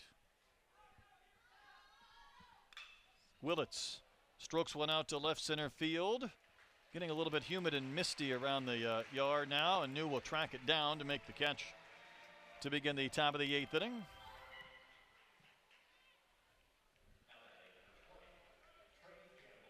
Feels like it's gotten a lot cooler, but the thermometer hasn't agreed. Feels considerably cooler than just a half hour ago. Still says 72. This is Gamble. Got a bit of a hanger. Skies it to center. Again, New has it measured. They're waiting. 2 outs. How about UCLA, though, winning 27 consecutive conference games going back to last year, starting this year 25-0 before they lost to Oregon. And Oregon's another one of those teams right in the mix with Arkansas. West Virginia defeated Kansas. They're another. That's just hard to comprehend. At times, the Big Ten has almost been too easy. Because keep this in mind, if Arkansas would be in line to be that final host, as Brock takes strike one, more than likely the number 1 seed is going to be UCLA. That's right. So a potential super regional if you want to just really get crazy and look ahead. And we know better than to do that at any great stakes. With another conference series to go, then Hoover and the regionals. But hey, we've got time, Troy, because we're 3 hours and it's 13 minutes in this ball game. Yes. Got a lot of pondering that we can do. We can ponder all day long. Brock is homered today. But on Friday, we had a 6.5 inning game that went 2 hours, 16 minutes. Felt like we were trending to 4 hours yesterday, and we're trending towards 4 hours today. So we've been all over the map when it comes to time in these games. So appreciate all of our fans all season long that have tuned in to follow their Razorbacks through thick or thin.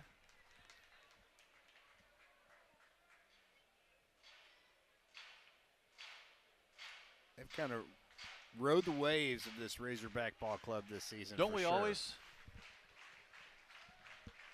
Sky's falling, going to win the Natty. Kind of bounce back and forth between those two. DeCramer paints to Brock. Hey, that was fun for DeCramer. It really was. He really came out there and slammed the door, giving Arkansas a chance. They're still down 14-9.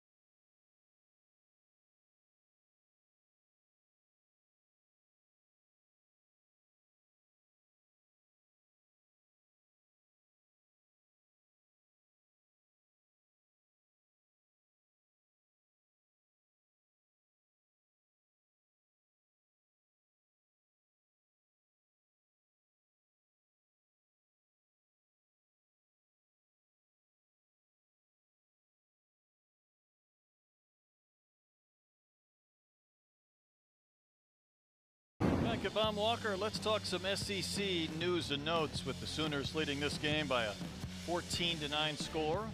As we move to the bottom of the 8th inning, we hit some wild and wacky games around the conference yesterday. First of all, they had to complete that game with the Vanderbilt Commodores and Missouri Tigers. Troy, both of those games ended up going to extra innings. A&M had 9 homers in the doubleheader, but they lost one of the 2 games and lost the series to the Rebels, who were disappointed to lose the series here. Yeah, that's big for A&M. And then what about the Volunteers? They're getting hot. Scored in every inning yesterday, all 8 in a 14-9 win over the Texas Longhorns. And of course, Tennessee is the team that will travel to Oklahoma City next weekend. And TJ Pompey takes a strike from Bowden. Remember, in that Vanderbilt-Missouri game, they had to suspend a contest a couple of nights ago because of the fog, and there was a ball hit to the outfield that they ended up calling a ground rule double that Vanderbilt thought was a home run. SEC put out a statement, Troy, and they said there was no video evidence available to overturn the call due to low visibility, which to me makes me wonder, why were you playing in low visibility? I know, that's kind of a question. I would almost say no visibility. 1-2 to Pompey. I mean, you couldn't see the outfielders. You could barely see the infielders. And, of course, we've got the TrackMan readings. So the ball traveled a distance that could have easily been a home run, but it disappeared, and the Tigers said it bounced over the fence, and that was the call in the field. And it ended up costing Vanderbilt the game, I believe. It really did. Yeah, they did not win that ball game. And T.J. Pompey, if he had that to do over again, he would have kind of rolled into that breaking ball. Pompey has 3 runs batted in today. Might have another. Slaughter to left, way back. How about some pomp and circumstance on a graduation weekend for T.J. Pompey? His second home run of the day. That was launched 444 feet into the trees. An absolute no-doubter. And both teams in double figures. It's a 14-10 game, and even that young man is finally satisfied. And that's going to bring Skip Johnson out of the dugout. But, hey, if you're not going to take one for the team, then just hit a home run on the next pitch. He was down in the count 0-2, and then this ball was absolutely launched. There wasn't a Sooner outfielder that even bothered to flinch, let alone move. Yeah, watch the outfielders. They don't even take a step. They didn't even watch how far it went. That ball was absolutely crushed, 444 feet. No matter what the outcome of this ball game, if you're Dave Van Horn, you've got to like the fight in your team. You do. But if you're Skip Johnson, you're saying, bro, we got a 7-run lead, just get some outs. Right. And that's not happened. So he's going to make another call to the bullpen. 14-10, bottom of the 8th. Be right back.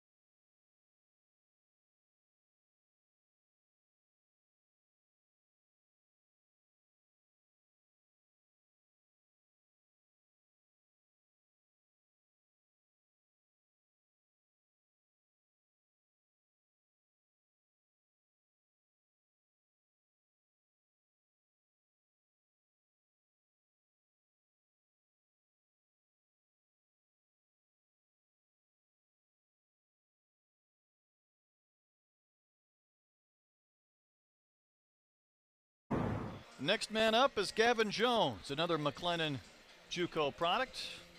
17 and 2/3 innings. He's given up 21 hits and 12 walks in that time. He does have 18 punch-outs. Another big arm. He's going to sit mid to upper 90s. Might even touch 98. And, boy, I tell you what, opponent's hitting 300 off the left-hander. Looks like pretty even. Lefty's hitting 313, right-handers 289.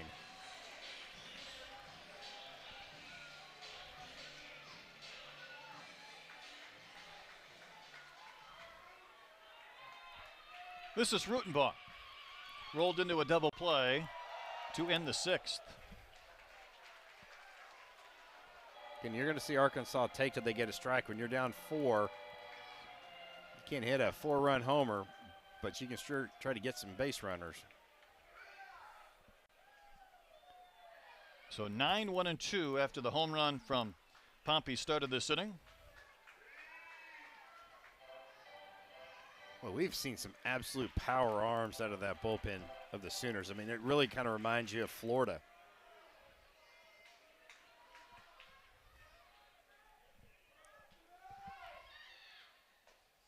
Wave and a miss. We were going through some of the news and notes around the SEC and talking about Tennessee and how they scored in every inning. They had 6 home runs yesterday in that game, Troy. We've seen the Sooners with 5 and I believe Arkansas with 4. And we're not done. The ball's really starting to fly out late in the season. Boy, that looked pretty good. Kevin Jones won it, and so did Brock the catcher.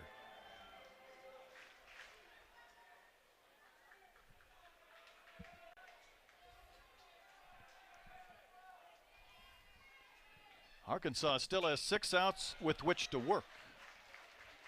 I was talking about that A&M doubleheader with the Rebels. A&M hit 9 home runs in the 2 games but lost. They had a 18-5 win, and then, of course, you turn around and lose the second game. Ben Royo went 7 for 7 with 3 homers in the doubleheader. Oh, what a pitch. Rutenbach rung up. Good pitch from Jones. That's a day to remember. I mean, 7 for 7 with 3 bombs. Well, you can't do much better than that. That's what Skip Johnson was waiting to see. Like throwing 95 and then just dropping a nice breaking ball right there. If you're Arkansas, you feel like you really need another run in this inning to give yourself a chance to just have to scratch back 2 in the bottom of the 9th.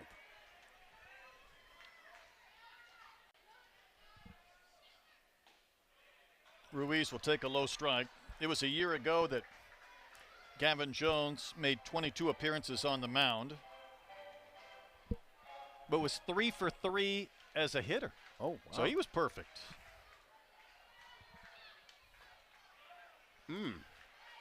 Just in.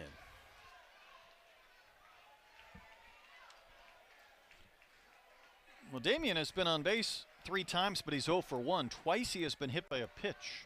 He's also walked, but he scored a pair of runs, so doing what a leadoff hitter is supposed to do.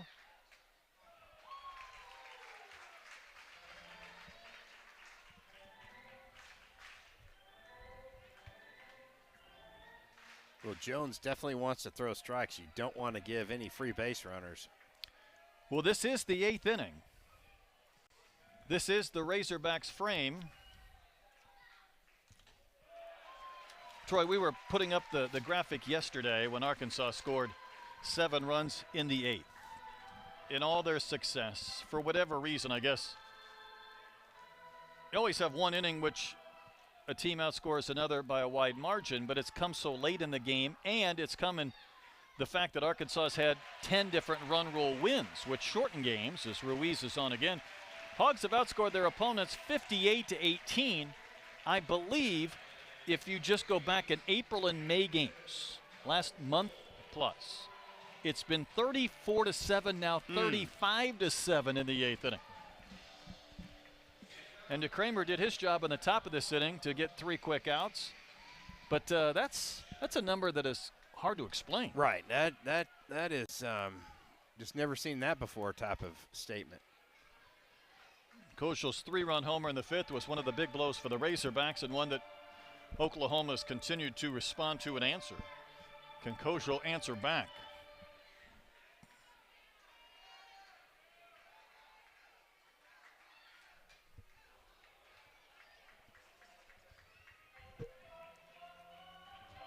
Good job by Gavin Jones to jump out really quickly to an 0-2 count.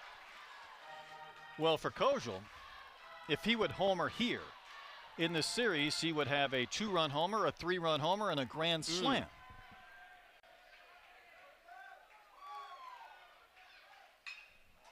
Grounded softly to second. A flip, a toss back to first. That's a double play.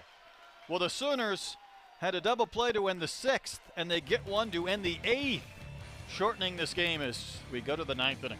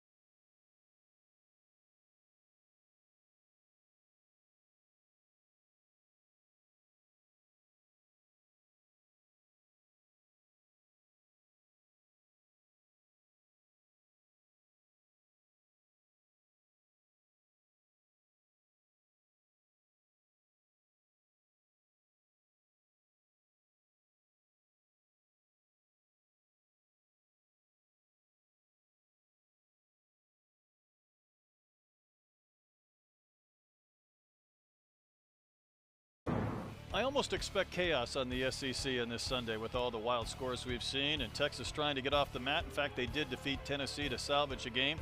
Did the Georgia Bulldogs ever take a day off?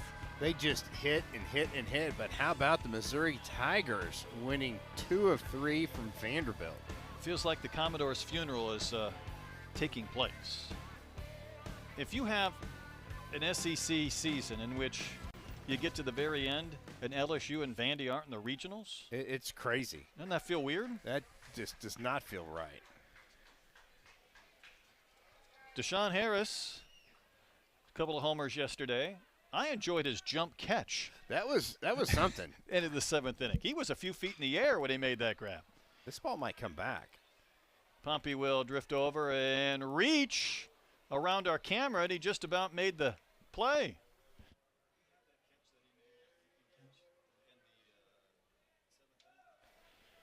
Well, if Arkansas has a prayer to come back, they cannot allow another run. They're down 4.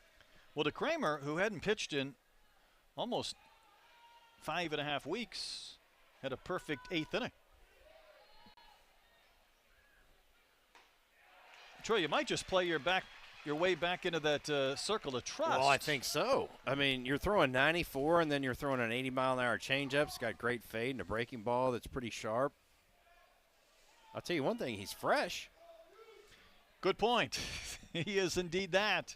Is that a swing? I think it is. That's a dandy changeup. That's been his best pitch so far, especially those left-handers. That spin rate was low, and it got the wave and a miss. 9 strikeouts for Razorback pitchers. Every number is going to be in double figures today. Runs, potentially strikeouts, both teams in double figures in hits. Next home run in this game will be the 10th combined. This man's hit 2. Grand slam for Dickerson. He can't get his elbow guard going.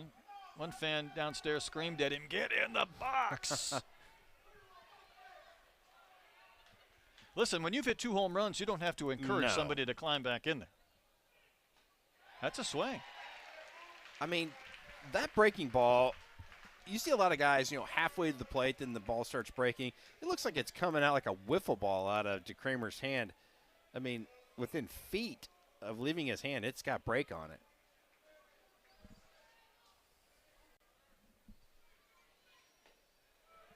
The thing that I really like about James DeCramer is it looks like every pitch he throws is max effort with his body language. And that's, as a hitter, you know, he doesn't slow down when he's throwing that changeup. It looks like he's going to put everything he's got. I think that makes sense. Dickerson's had to hold his bat back a couple of times.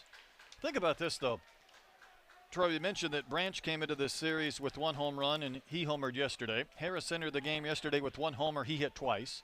Dickerson came into play today with 2 homers. He's homered twice. That's been crazy.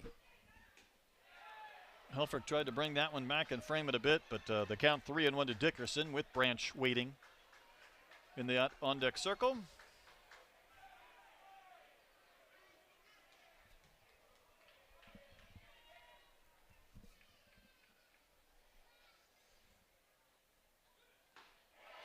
Good firm low strike. Man, that had some really nice sink on it.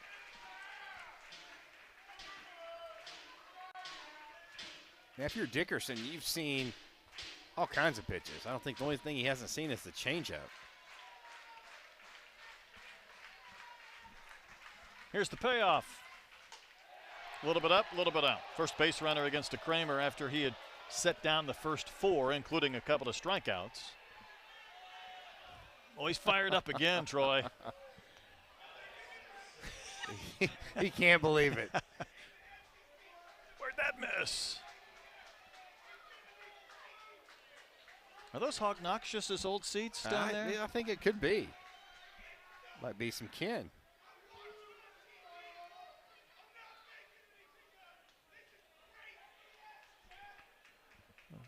Fans are downright surly below. They've been here at the ballpark at least for 3.5 hours. Want to see this 9th inning end to see if the Razorbacks have another comeback in store. But I'm with you. Another run from Oklahoma or more would deflate a little bit of that optimism. Yeah, I think so. Arkansas would love to get a double play ground ball and get out of this. 14 runs on 12 hits for the Sooners, 10 runs, 10 hits for the Razorbacks. It's an Oklahoma dugout that would love to celebrate a win on their way back to Norman. Make the bus ride a little bit easier. You won't miss that bus, by the way, if you're on the freeway, because it's got the Sooners logos all over it. Yeah.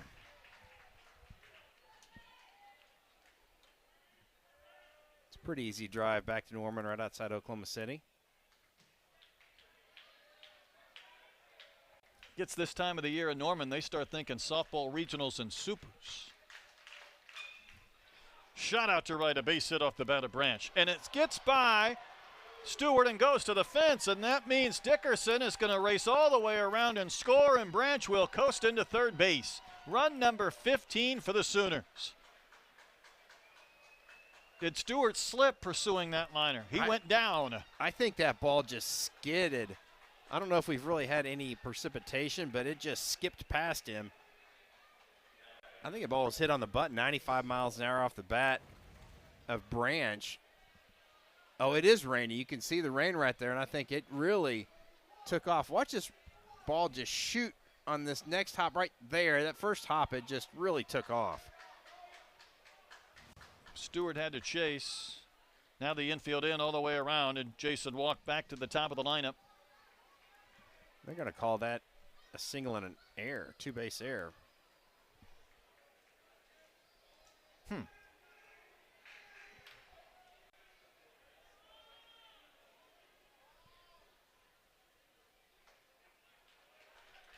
Walk takes a strike. I was not privy to the masterpiece that was 26-14 in that finale against Georgia. I was suffering through softball while listening to you and Josh Haley, texting you about 10 times each. I am here for 15-10, however, so I feel like, Troy, I've It's not quite the same. not been unscathed. But remember, though, it was the 9th inning that was the bugaboo in that game to really blow it out of proportion. And hope was that maybe DeCramer could have another quick 9th inning and get his team back up to the plate in the bottom. It will be a Helfrich Aloy and Souza trio, but for the Sooners, they're trying to get 16 runs if Walk can maybe get one by this drawn in infield.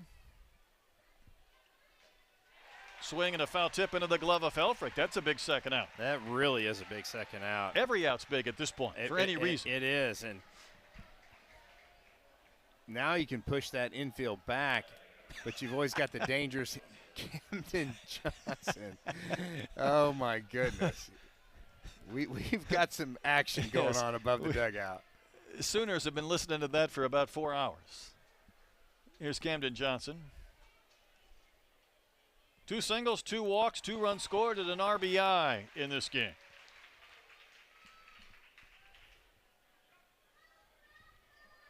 It means the Camdens for both teams have scored 4 runs and knocked in 4 runs. We're Camden heavy.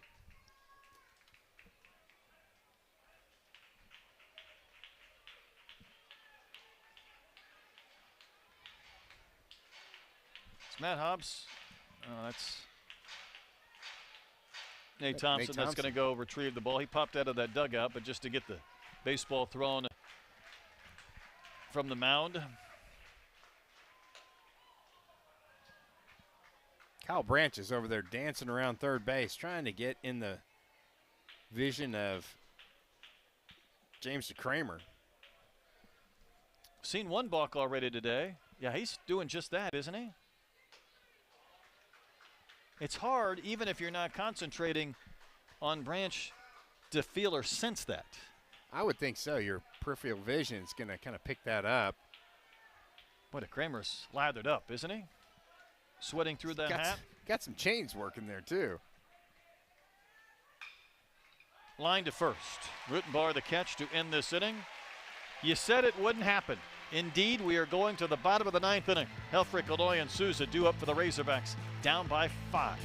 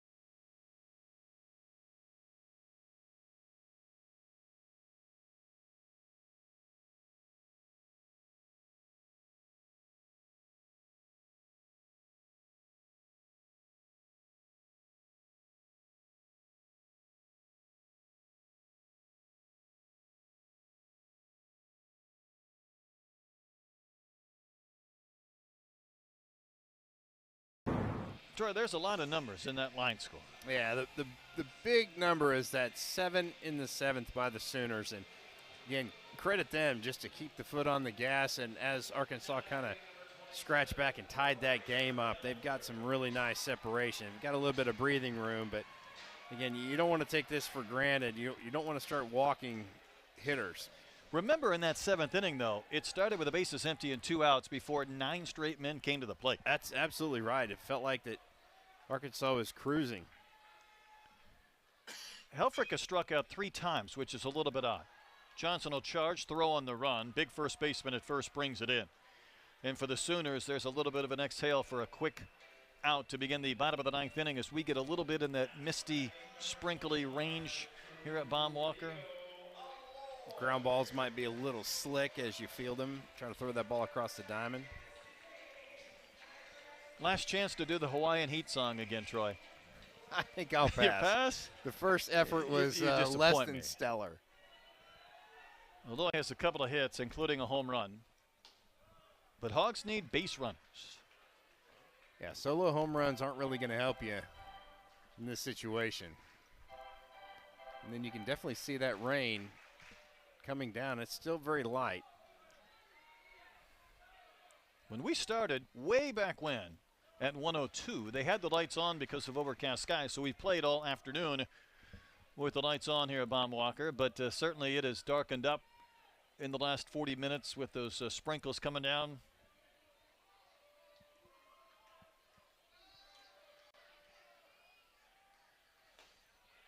Cahillo's going all Gary Sheffield right now with that really bat, is. isn't he? I mean, he is violently bouncing that bat about 2 or 3 times before he calms it down right before the pitch, and he'll go through his pre-pitch routine here, but watch him really start snapping that bat.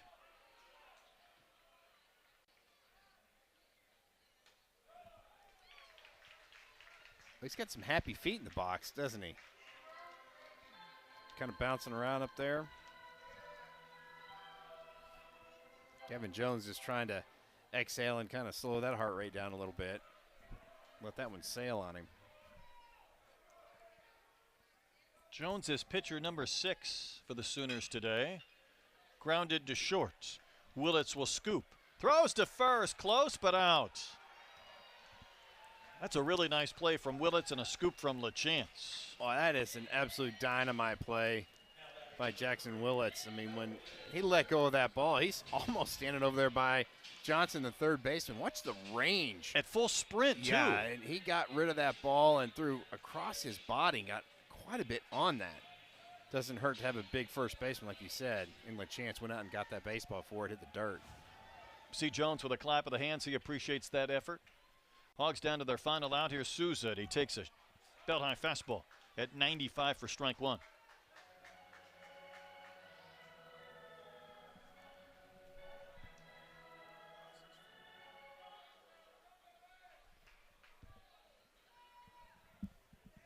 Souza drove in a run back in the 7th when Arkansas was trying to negate some of the 7 runs the Sooners scored in the top of the inning.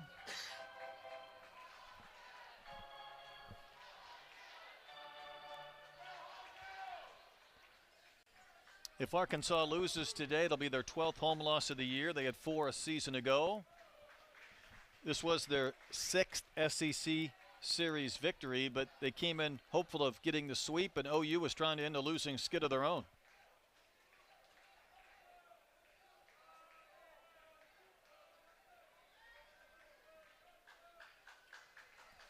Hogs down to their final strike. So we will wait, Troy, to see what next week brings, and Hoover to see if indeed this might be the final home game or whether the Hogs could be a host candidate for a regional. Yeah, I think that the 17 wins is going to put them in a lot of discussion.